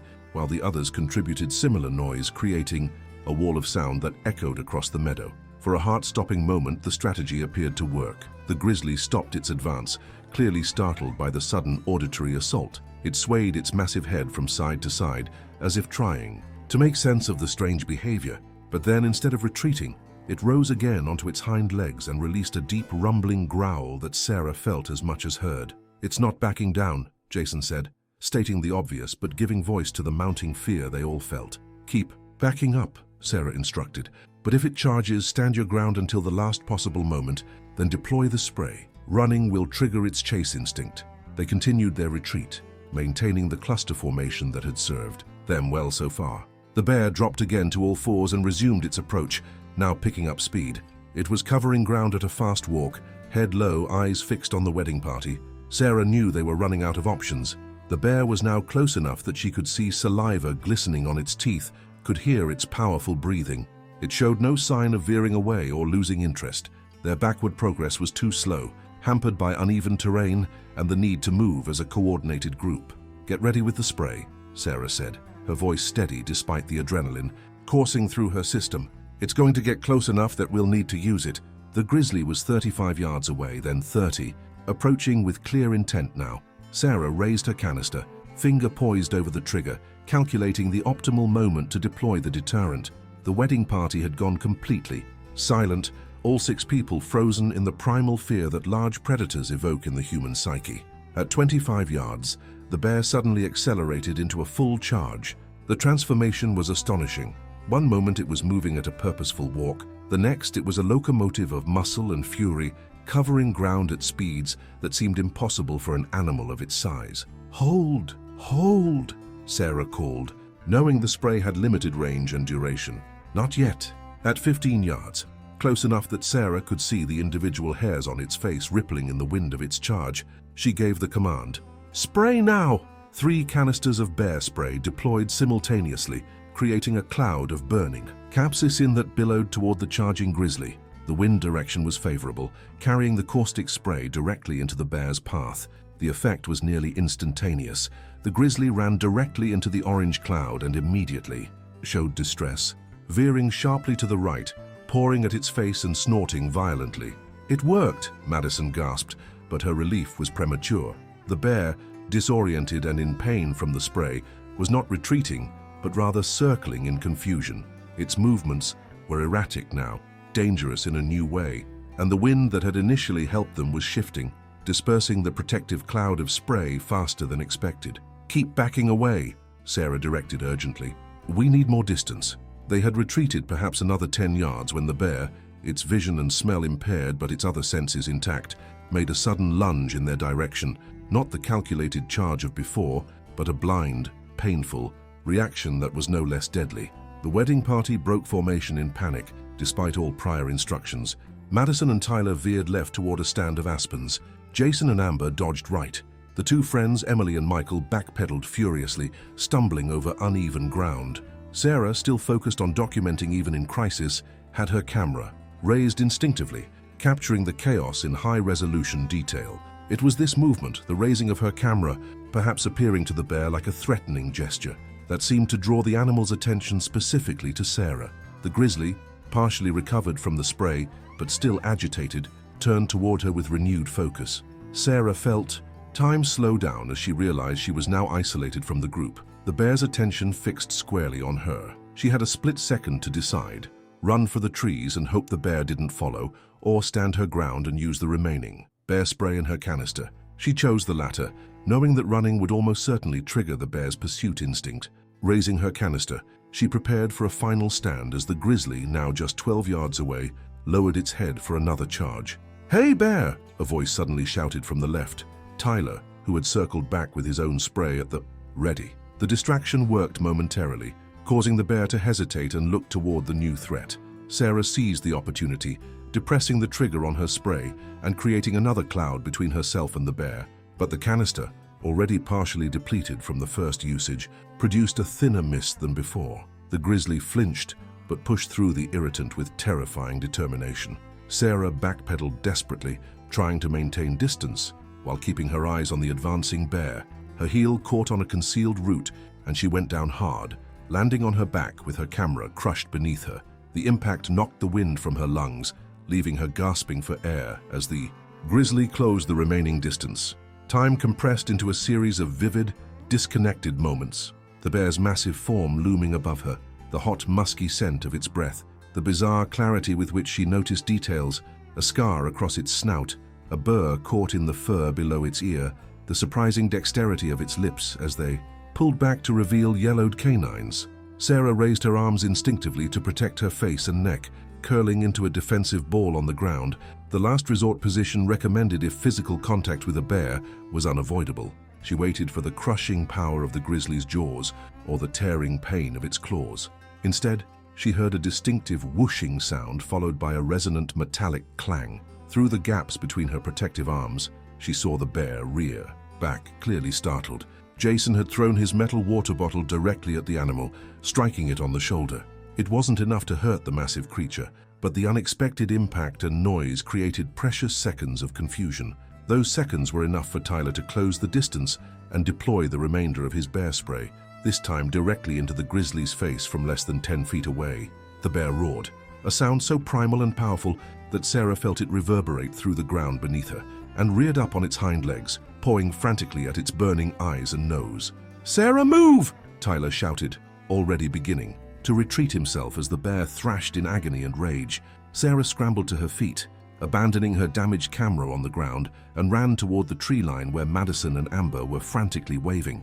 Her chest burned with each breath, her legs feeling simultaneously leaden and disconnected as adrenaline coursed through her system. She had covered perhaps half the distance to the trees when she heard, rather than saw, the bear's pursuit. The rhythmic impact of heavy paws on soft ground, accelerating rapidly. Sarah pushed herself harder, knowing with cold certainty that she couldn't outrun a grizzly in open terrain. Madison screamed something unintelligible. Tyler was shouting. Sarah kept her focus forward, refusing to look back at what was gaining on her. 20 more yards to the trees. 15, 10.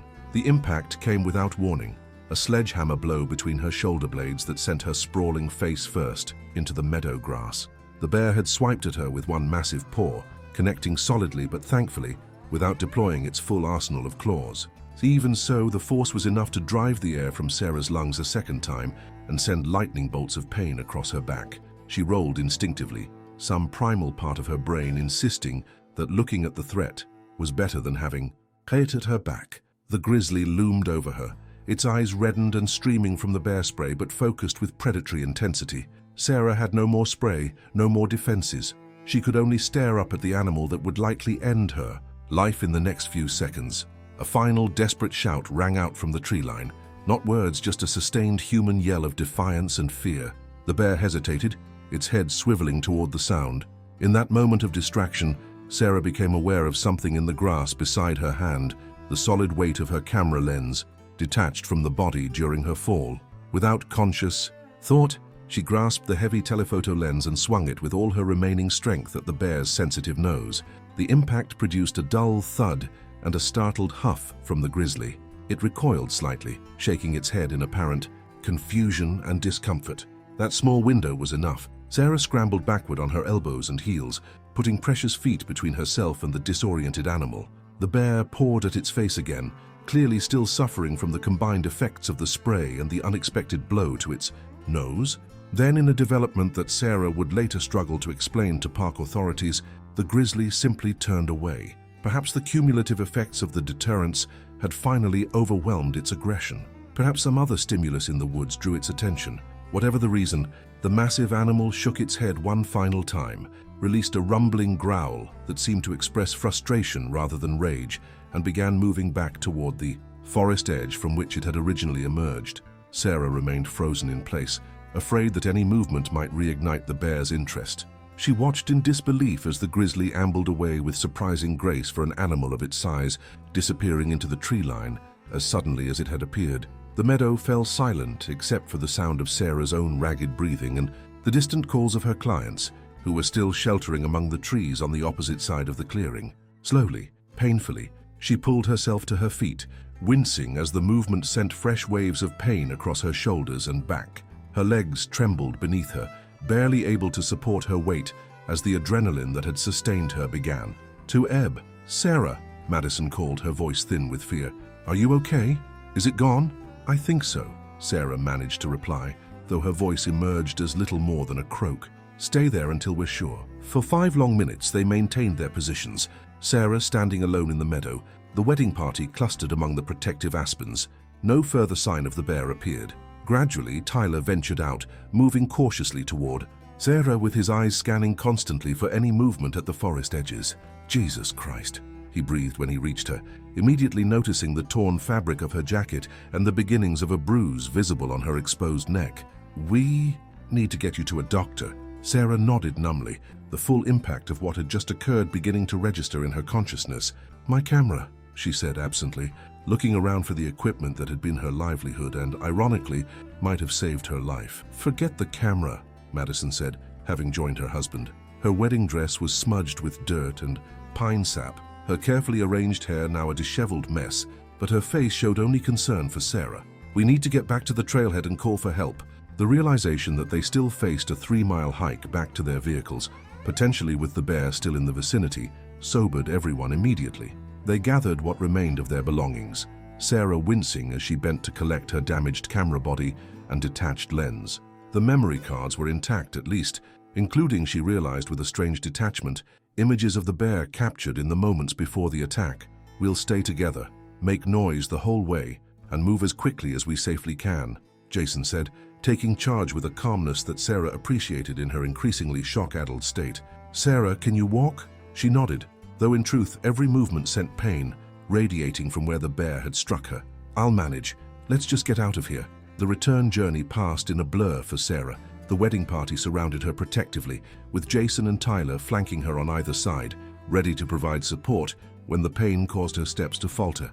They maintained a constant stream of loud conversation, punctuated by occasional shouts of "Hey bear" at blind corners.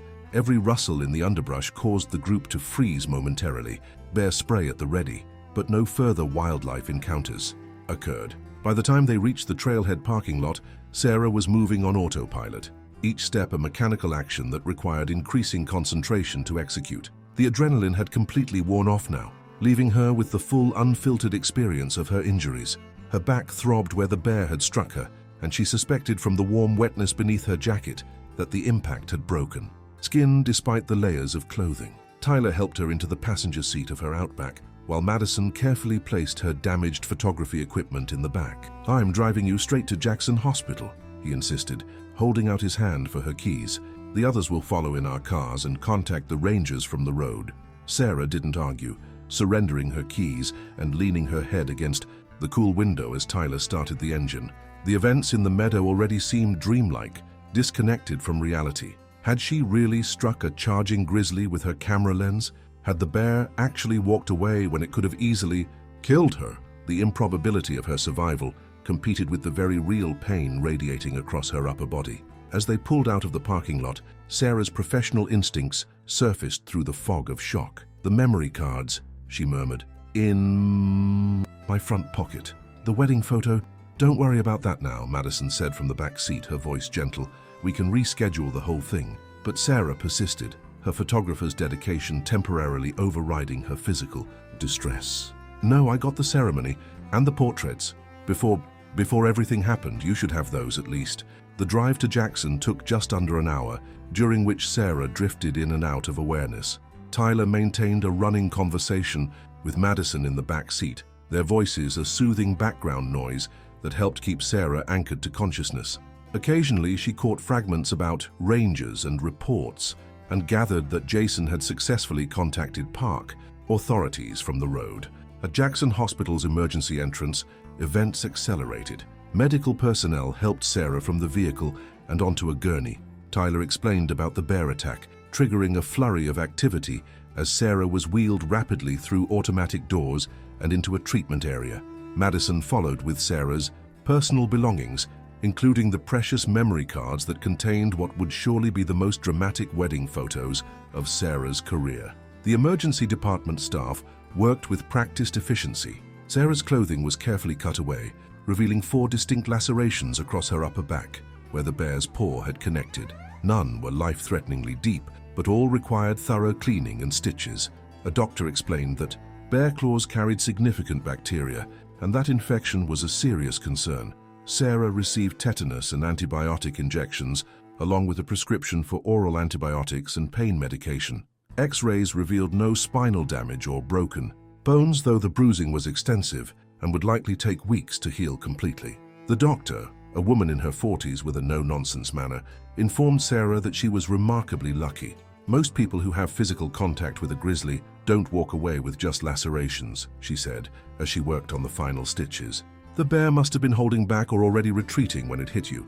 Sarah couldn't offer any explanation. The encounter remained a chaotic jumble in her mind, clear in some moments and frustratingly blurred in others. She remembered the bear's eyes, intelligent and assessing rather than mindlessly aggressive, and wondered if perhaps the animal had indeed been more interested in driving her away than in causing serious harm.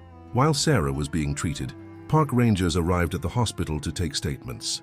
By this time, the entire wedding party had assembled in the waiting room, still in their formal attire, now wrinkled and stained from the ordeal. The lead ranger, a tall man named Erickson, interviewed each person separately, creating a comprehensive record of the encounter. When it was Sarah's turn, Ranger Erickson pulled up a chair beside her treatment bed, notepad ready. "Ms. Jenkins, I understand you're in pain, but we need as complete an account as possible while the details are still fresh." Sarah recounted the events as best she could, describing the bear's appearance, behavior, and movements in the professional, observant language that came naturally to her as a photographer. She explained their safety precautions, the deployment of the bear spray and the bear's eventual withdrawal. "And you struck the bear with your camera lens?" Erickson asked, his expression carefully neutral but his tone suggesting he found this difficult to believe. "Yes," Sarah confirmed. "It was just there in the grass next to me. I didn't think about it. Pure instinct." The ranger made notes, then asked, "Any idea what might have attracted the bear initially? Food smells? Anything unusual?" Sarah considered this. "The champagne. Toast, maybe. We had some snacks too, but everything was still mostly packed away when the bear appeared. It seemed more curious than hungry. Probably a male grizzly based on your description," Erickson said. "We've had reports of one in that area. Distinctive scar on the snout, silver-tipped fur. Not known to be particularly aggressive, but bears are always unpredictable." He closed his notepad and stood. "We'll have a team investigate the site tomorrow, see if we can find any evidence of what might have drawn it to your group. In the meantime, that section of the park will be temporarily closed to visitors."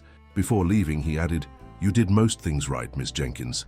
Bear spray, staying together, making noise. Could have ended much worse. Just maybe reconsider meadow photo shoots during spring bear activity." Sarah managed a weak smile at this understatement. Lesson definitely learned. After 6 hours of treatment and observation, Sarah was discharged with strict instructions to rest, keep the wounds clean, and return immediately if she noticed any signs of infection. Madison and Tyler insisted on driving her home, unwilling to leave her alone after the traumatic experience they had shared. "We're staying at the Antler Inn tonight," Madison explained as they helped Sarah into her cabin. "We cancelled our honeymoon flights. There's no way we're leaving town while you're recovering from injuries you got during our wedding. That's completely unnecessary," Sarah protested, though secretly she was relieved not to be alone with her thoughts and pain.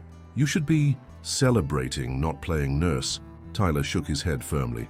"We're exactly where we need to be. Besides, after what happened, I think we all need a little time to process." They settled Sarah comfortably on her couch, arranged her medications on the coffee table, and Madison prepared a light meal in the small kitchen. As twilight deepened outside the cabin windows, a strange calm descended on the three of them. They had shared an experience that few people ever would, direct confrontation with one of nature's most powerful predators, and survived to tell about it. "I have your memory cards," Madison said eventually, placing them on the table beside Sarah. "But please don't worry about the photos right now. We can figure all that out later." Sarah nodded gratefully, exhaustion and pain medication making her eyelids heavy. "Thank you for everything today. If you and Tyler hadn't come back," she let the sentence hang unfinished. "We're just glad you're okay," Tyler said simply. "Everything else is secondary." That night, after Madison and Tyler had reluctantly departed for their hotel, promising to return first thing in the morning, Sarah drifted in and out of a troubled sleep, punctuated by vivid dreams of the bear. In these dreams, the animal wasn't threatening but rather seemed to be trying to communicate something, though what message a grizzly might have for a wedding photographer remained frustratingly unclear upon waking. By morning, the story of the bear encounter had begun spreading through Jackson's close-knit community. Sarah's phone buzzed repeatedly, with messages from friends and colleagues checking on her condition. Local news had picked up the story, though thankfully without identifying Sarah or the wedding party by name. Madison and Tyler arrived as promised, bringing breakfast and coffee. They found Sarah moving gingerly around her cabin, clearly in pain but determined not to be completely immobilized. "The hospital called," she told them as they arranged food on her small dining table. "They want me to come in this afternoon to have the wounds checked. Apparently bear attacks get special follow-up attention." "We'll drive you," Madison said immediately. "And I've been thinking, we should reschedule the ceremony for when you're fully recovered. Something small here in town, no hiking required." Sarah smiled at her clients, her friends' thoughtfulness. "That's very sweet, but you're already legally married. The ceremony in the meadow happened, even if it had an unexpected ending." "Still," Tyler interjected, "we'd like some photos that don't remind us of nearly losing our photographer to a grizzly." The conversation was interrupted by a knock at the door. Tyler answered it, to find Ranger Erickson and a colleague standing on the porch, looking official in their National Park Service uniforms. "Ms. Jenkins," Erickson nodded as he entered. "How are you feeling today?" "Like I went around with a bear and lost," Sarah replied with a weak attempt at humor. "But alive, so I'm counting it as a win overall." The ranger nodded seriously. "I've seen the aftermath of bear encounters that ended very differently. I were fortunate," he gestured to his colleague. "This is wildlife biologist Dr. Carla Mendez. She'd like to ask you a few additional questions if you're up to it." Dr. Mendez, a compact woman with intelligent eyes and a no-nonsense demeanor, stepped forward. "Ms. Jenkins, I've reviewed the incident reports and would like to clarify some details about the bear's behavior, particularly at the end of the encounter." Sarah nodded, and they all settled in her small living room. Dr. Mendez asked pointed, specific questions about the bear's posture, vocalizations, and movement patterns. She seemed particularly interested in Sarah's description of the animal's eyes and its decision to withdraw rather than continue the attack. "Based on what you're describing," she said finally, "and the evidence our team found at the site this morning, we believe this was the male grizzly known as GT32, one we've been tracking for several years. He has a distinctive scar pattern that matches your description." "You found evidence?" Sarah asked, surprised. Dr. Mendez nodded. "Tracks primarily, some hair samples, and—" she hesitated. "We recovered your primary camera. The memory card was intact, and there are indeed several clear images of the bear at the beginning of the encounter." Sarah felt a surge of professional pride despite herself. Even in a life-threatening situation, she had managed to capture usable images. "So what happens now? With the bear, I mean." "Nothing punitive," Dr. Mendez assured her. "This was a natural encounter in wild habitat. The bear was not unusually aggressive given the circumstances. We'll maintain the temporary closure of that trail section and increase signage about bear activity, but GT-32 will remain free to roam his territory. We would like copies of those images, though, Ranger Erickson added. They'll help with our ongoing monitoring of this individual. Sarah readily agreed, finding some comfort in the knowledge that her photographs might contribute to scientific understanding rather than just serve as dramatic evidence of her near-death experience. After the Rangers departed, promising to stay in touch about developments, Sarah turned to Madison and Tyler. "I'd like to see those images," she said, "and the rest of your wedding photos, if you're comfortable with that." Madison hesitated. "Are you sure? Won't it be triggering?" Sarah considered this. "Maybe, probably, but I'm a photographer. Documenting moments, even difficult ones, is what I do, and I'm curious about what I captured without realizing it." Tyler retrieved Sarah's laptop, and together they inserted the memory cards and began reviewing the images. The wedding itself was beautifully documented. The intimate ceremony against the backdrop of the Tetons, the couple's genuine joy, the natural splendor of the location. Sarah had captured exactly what she'd been hired to create. Timeless, authentic moments set in one of America's most magnificent landscapes. Then came the bear images. Sarah had unconsciously continued shooting as the animal first appeared, resulting in a sequence of increasingly dramatic frames showing the grizzly's approach. The final images before the camera was damaged showed the wedding party in disarray, faces contorted with fear, the bear in mid-charge. These were powerful journalistic photographs that captured a raw human experience rarely documented so intimately. "Pulitzer material," Tyler commented, only half joking. "Though I look like I'm about to pass out in that one." "You came back for me," Sarah reminded him. "That's what matters." They spent the afternoon sorting through the images, selecting the best of the ceremony and portraits, while setting aside the bear encounter photos for later consideration. Despite the traumatic ending, Madison and Tyler found plenty of beautiful moments that they wanted to preserve and share. "We can crop some of these for the wedding announcements," Madison suggested. "No one needs to know about the uninvited guest who showed up at the end." As promised, they drove Sarah to her follow-up appointment that afternoon. The doctor expressed satisfaction with the initial healing of her wounds, though he warned that complete recovery would take weeks and that the psychological impacts of such an encounter might linger even longer. "Have you considered talking to someone?" he asked as he applied fresh dressings to her back. "Traumatic events like this can have significant psychological effects." Sarah hadn't, but she promised to think about it. The physical wounds seemed manageable. It was the recurring dreams and the way her heart raced at unexpected sounds that concerned her more. The following days established a rhythm. Madison and Tyler extended their stay in Jackson, visiting Sarah daily and helping with tasks made difficult by her injuries. The local photography community rallied around her as well, with colleagues offering to cover scheduled shoots she couldn't manage in her condition. Park rangers provided occasional updates. The trail section had reopened after 5 days with no further bear sightings. GT-32 had apparently moved to a different area of his extensive territory. Sarah's images were being used by the wildlife biology team to update their records on the bear's physical condition and distinguishing marks. A week after the encounter, Sarah received a call from a regional magazine expressing interest in her. Bear photographs after hearing about the incident, the editor proposed a feature story on wildlife safety and bear encounters using Sarah's experience and images as the centerpiece. "I don't know," she told Madison and Tyler when they visited that evening. "It feels exploitative somehow, or educational," Tyler countered. "Your story could help other people avoid similar situations or handle them better if they do occur." Madison nodded agreement. "Plus, it might help you process what happened. Turn it into something constructive rather than just a traumatic memory." Sarah considered this perspective. There was some appeal in reshaping her experience into something that might benefit others, and the photographer in her recognized the unique value of the images she'd captured, not just dramatic wildlife photos, but documentation of a human wildlife interaction that few people survived to share.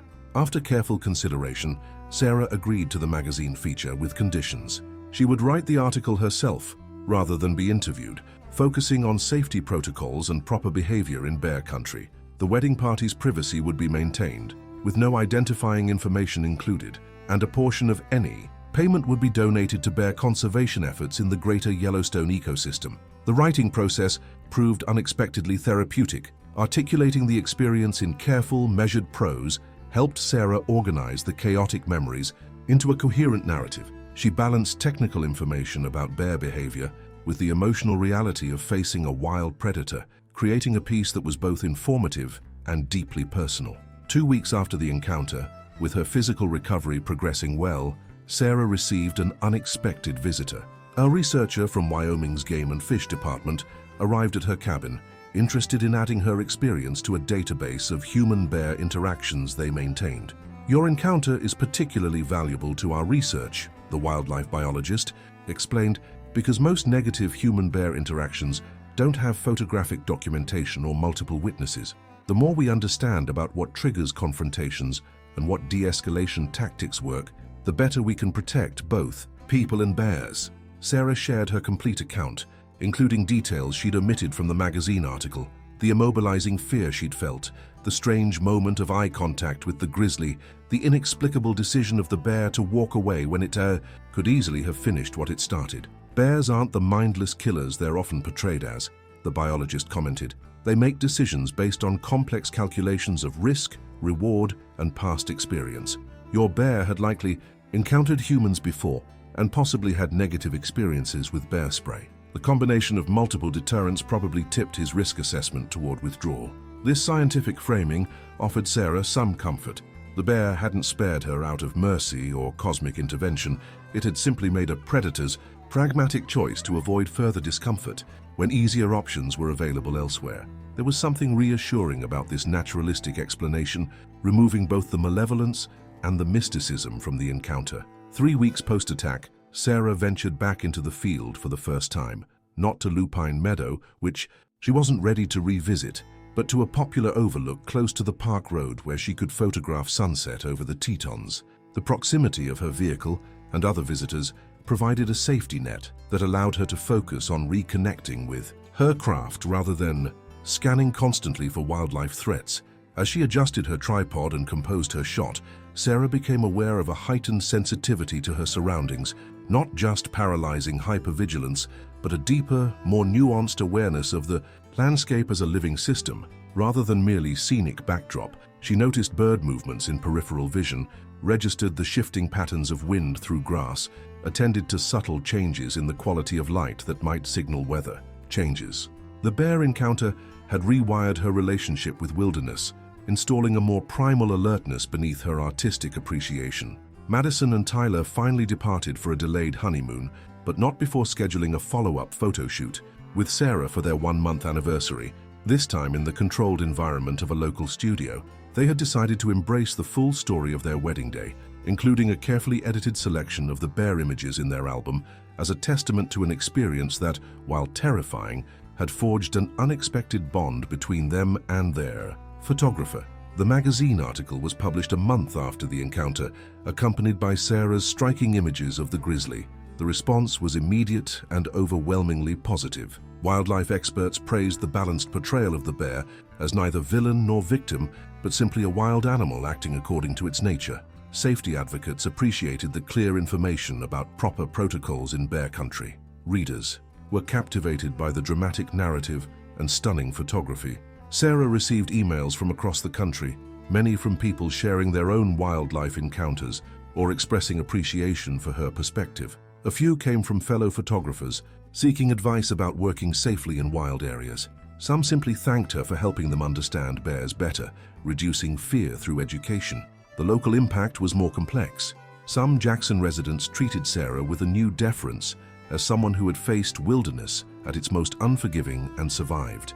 Others, particularly old-timers who had coexisted with bears for decades, were dismissive of the attention her story received. "Bears have always been here," one curmudgeonly shop owner told her when she stopped for coffee. "People who can't handle that reality should stay in the cities." Sarah understood both perspectives. Her encounter had indeed been newsworthy, primarily because it was rare, testament to the generally peaceful coexistence between humans and bears in the region. The vast majority of visitors to Grand Teton National Park never saw a bear at all, much less experienced a close call like hers. Yet those who lived and worked in bear country knew that such encounters, while uncommon, were an inherent risk of sharing landscape with large predators. 6 weeks after the attack, With her wounds healed into fresh pink scars across her upper back, Sarah received a call from Ranger Erickson with unexpected news. GT-32, the grizzly from her encounter, had been spotted several times near popular trails, showing unusually bold behavior around humans. While he hadn't acted aggressively, his increasing comfort around people was concerning to park management. "We're initiating a limited hazing program," Erickson explained. "Non-lethal deterrents to reinforce his natural wariness of humans. We thought you might want to know, given your history with this individual." Sarah appreciated the update, but found herself unexpectedly conflicted. She had no desire for the bear to be harmed. It had ultimately spared her when it could have inflicted far worse damage, yet she understood the necessity of maintaining healthy boundaries between wildlife and humans in the park ecosystem. "Will you let me know what happens?" she asked. "I feel oddly invested in this particular bear's future." Erickson promised to keep her informed, sounding relieved that she hadn't demanded more dramatic intervention. Most people who've been on the receiving end of those claws want the bear, relocated at minimum. "He was just being a bear," Sarah replied simply. "I was in his home, not the other way around." By midsummer, Sarah had fully resumed her photography business, though with modifications to her wilderness practices. She now required a dedicated assistant for all backcountry shoots, carried multiple canisters of bear spray, and researched recent wildlife sightings in any area before bringing clients there. She established a personal policy of avoiding locations with active bear warnings, no matter how scenic they might be. For her own photography, however, Sarah found herself increasingly drawn to wildlife subjects, not just the charismatic megafauna like bears, wolves, and bison that dominated Jackson's wildlife art scene, but the subtler presence of smaller creatures that contributed to the region's biodiversity. She developed a particular interest in the ecological relationships between species, the intricate web of dependencies that sustained wilderness. When Madison and Tyler returned for their one-month anniversary shoot, they found Sarah changed in subtle but significant ways. She moved with a new deliberateness, spoke more directly, and seemed less concerned with social niceties than with authentic communication. The bear encounter had burned away something superfluous in her, leaving a more essential version of herself behind. The studio session yielded beautiful portraits that complemented the wild, unplanned drama of their original wedding images. Afterward, over dinner at a local restaurant, they presented Sarah with a gift, a custom-made bear bell attached to a high-end camera strap, simultaneously practical and symbolic. "So you never have to choose between being safe and getting the shot," Madison explained as Sarah examined the thoughtful present. Late that evening, after Madison and Tyler had returned to their hotel, Sarah sat on her cabin porch, watching twilight deepen over the distant mountains. She held the new camera strap, running her fingers over the smooth leather and the cool metal of the bear bell. The physical wounds had healed completely now. The psychological ones remained tender, but were gradually forming their own kind of protective scar tissue. She no longer startled at every rustle in the underbrush during hikes, no longer woke, gasping from dreams of pursuing predators. The bear had taken something from her, a certain complacency perhaps, or an illusion of control in wild places, but had given something in return, a deeper appreciation for life's fragility and preciousness. Sarah attached the new strap to her camera and gave it a gentle shake, listening to the clear tone of the bell resonating in the quiet evening air. It wasn't magic. It wouldn't guarantee safety in bear country, but it represented a commitment to move forward with both courage and caution, to continue exploring wild places while respecting their inherent risks. 2 months to the day after the encounter, Sarah received a final update from Ranger Erickson. GT-32 had responded well to the hazing program and had returned to his usual patterns deeper in the park's wilderness areas, away from popular trails. The bear would continue to be monitored, but was no longer considered a particular management concern. "Seems your paths are unlikely to cross again," Erickson concluded, "though in this ecosystem, you never know." Sarah thanked him for the information, relieved at the outcome yet aware of a curious sense of connection to the animal that had nearly killed her. They shared territory in this remarkable landscape, human and bear, photographer and subject, momentary adversaries in a chance encounter that had transformed them both in ways neither could fully comprehend. That weekend, Sarah packed her gear for a personal photography project, not in Lupine Meadow, which still featured occasionally in her unsettled dreams, but in a different area of the park, where autumn light was transforming aspen groves into corridors of gold. She moved with new awareness through the wilderness, the bear bell on her camera strap announcing her presence to unseen wildlife. Her senses remained alert, her movements deliberate, her appreciation for both beauty and danger more balanced than before. The bear was out there somewhere, following its own imperatives of survival. Sarah followed hers, documenting moments of natural splendor, while carrying within her the indelible memory of those moments in the meadow when the boundary between human and wild had temporarily dissolved. The photographs she captured now seemed deeper somehow, informed by that edge-of-life clarity that remained her most valuable souvenir from the encounter. As twilight approached, Sarah packed her equipment and began the hike back to her vehicle. At the forest edge, she paused for one final glance across the golden landscape. A movement in her peripheral vision caused her to turn, heart rate automatically accelerating before her conscious mind processed what she was seeing. Just a mule deer browsing at the meadow's edge, not the massive form of a grizzly. Sarah smiled slightly, adjusting to this new normal, where awareness and appreciation had replaced her former complacency. She shook her camera gently, letting the bear bell sound once more across the quiet meadow, not in fear but in recognition of her place in this wild ecosystem, present, alert, and alive to both its dangers and its wonders.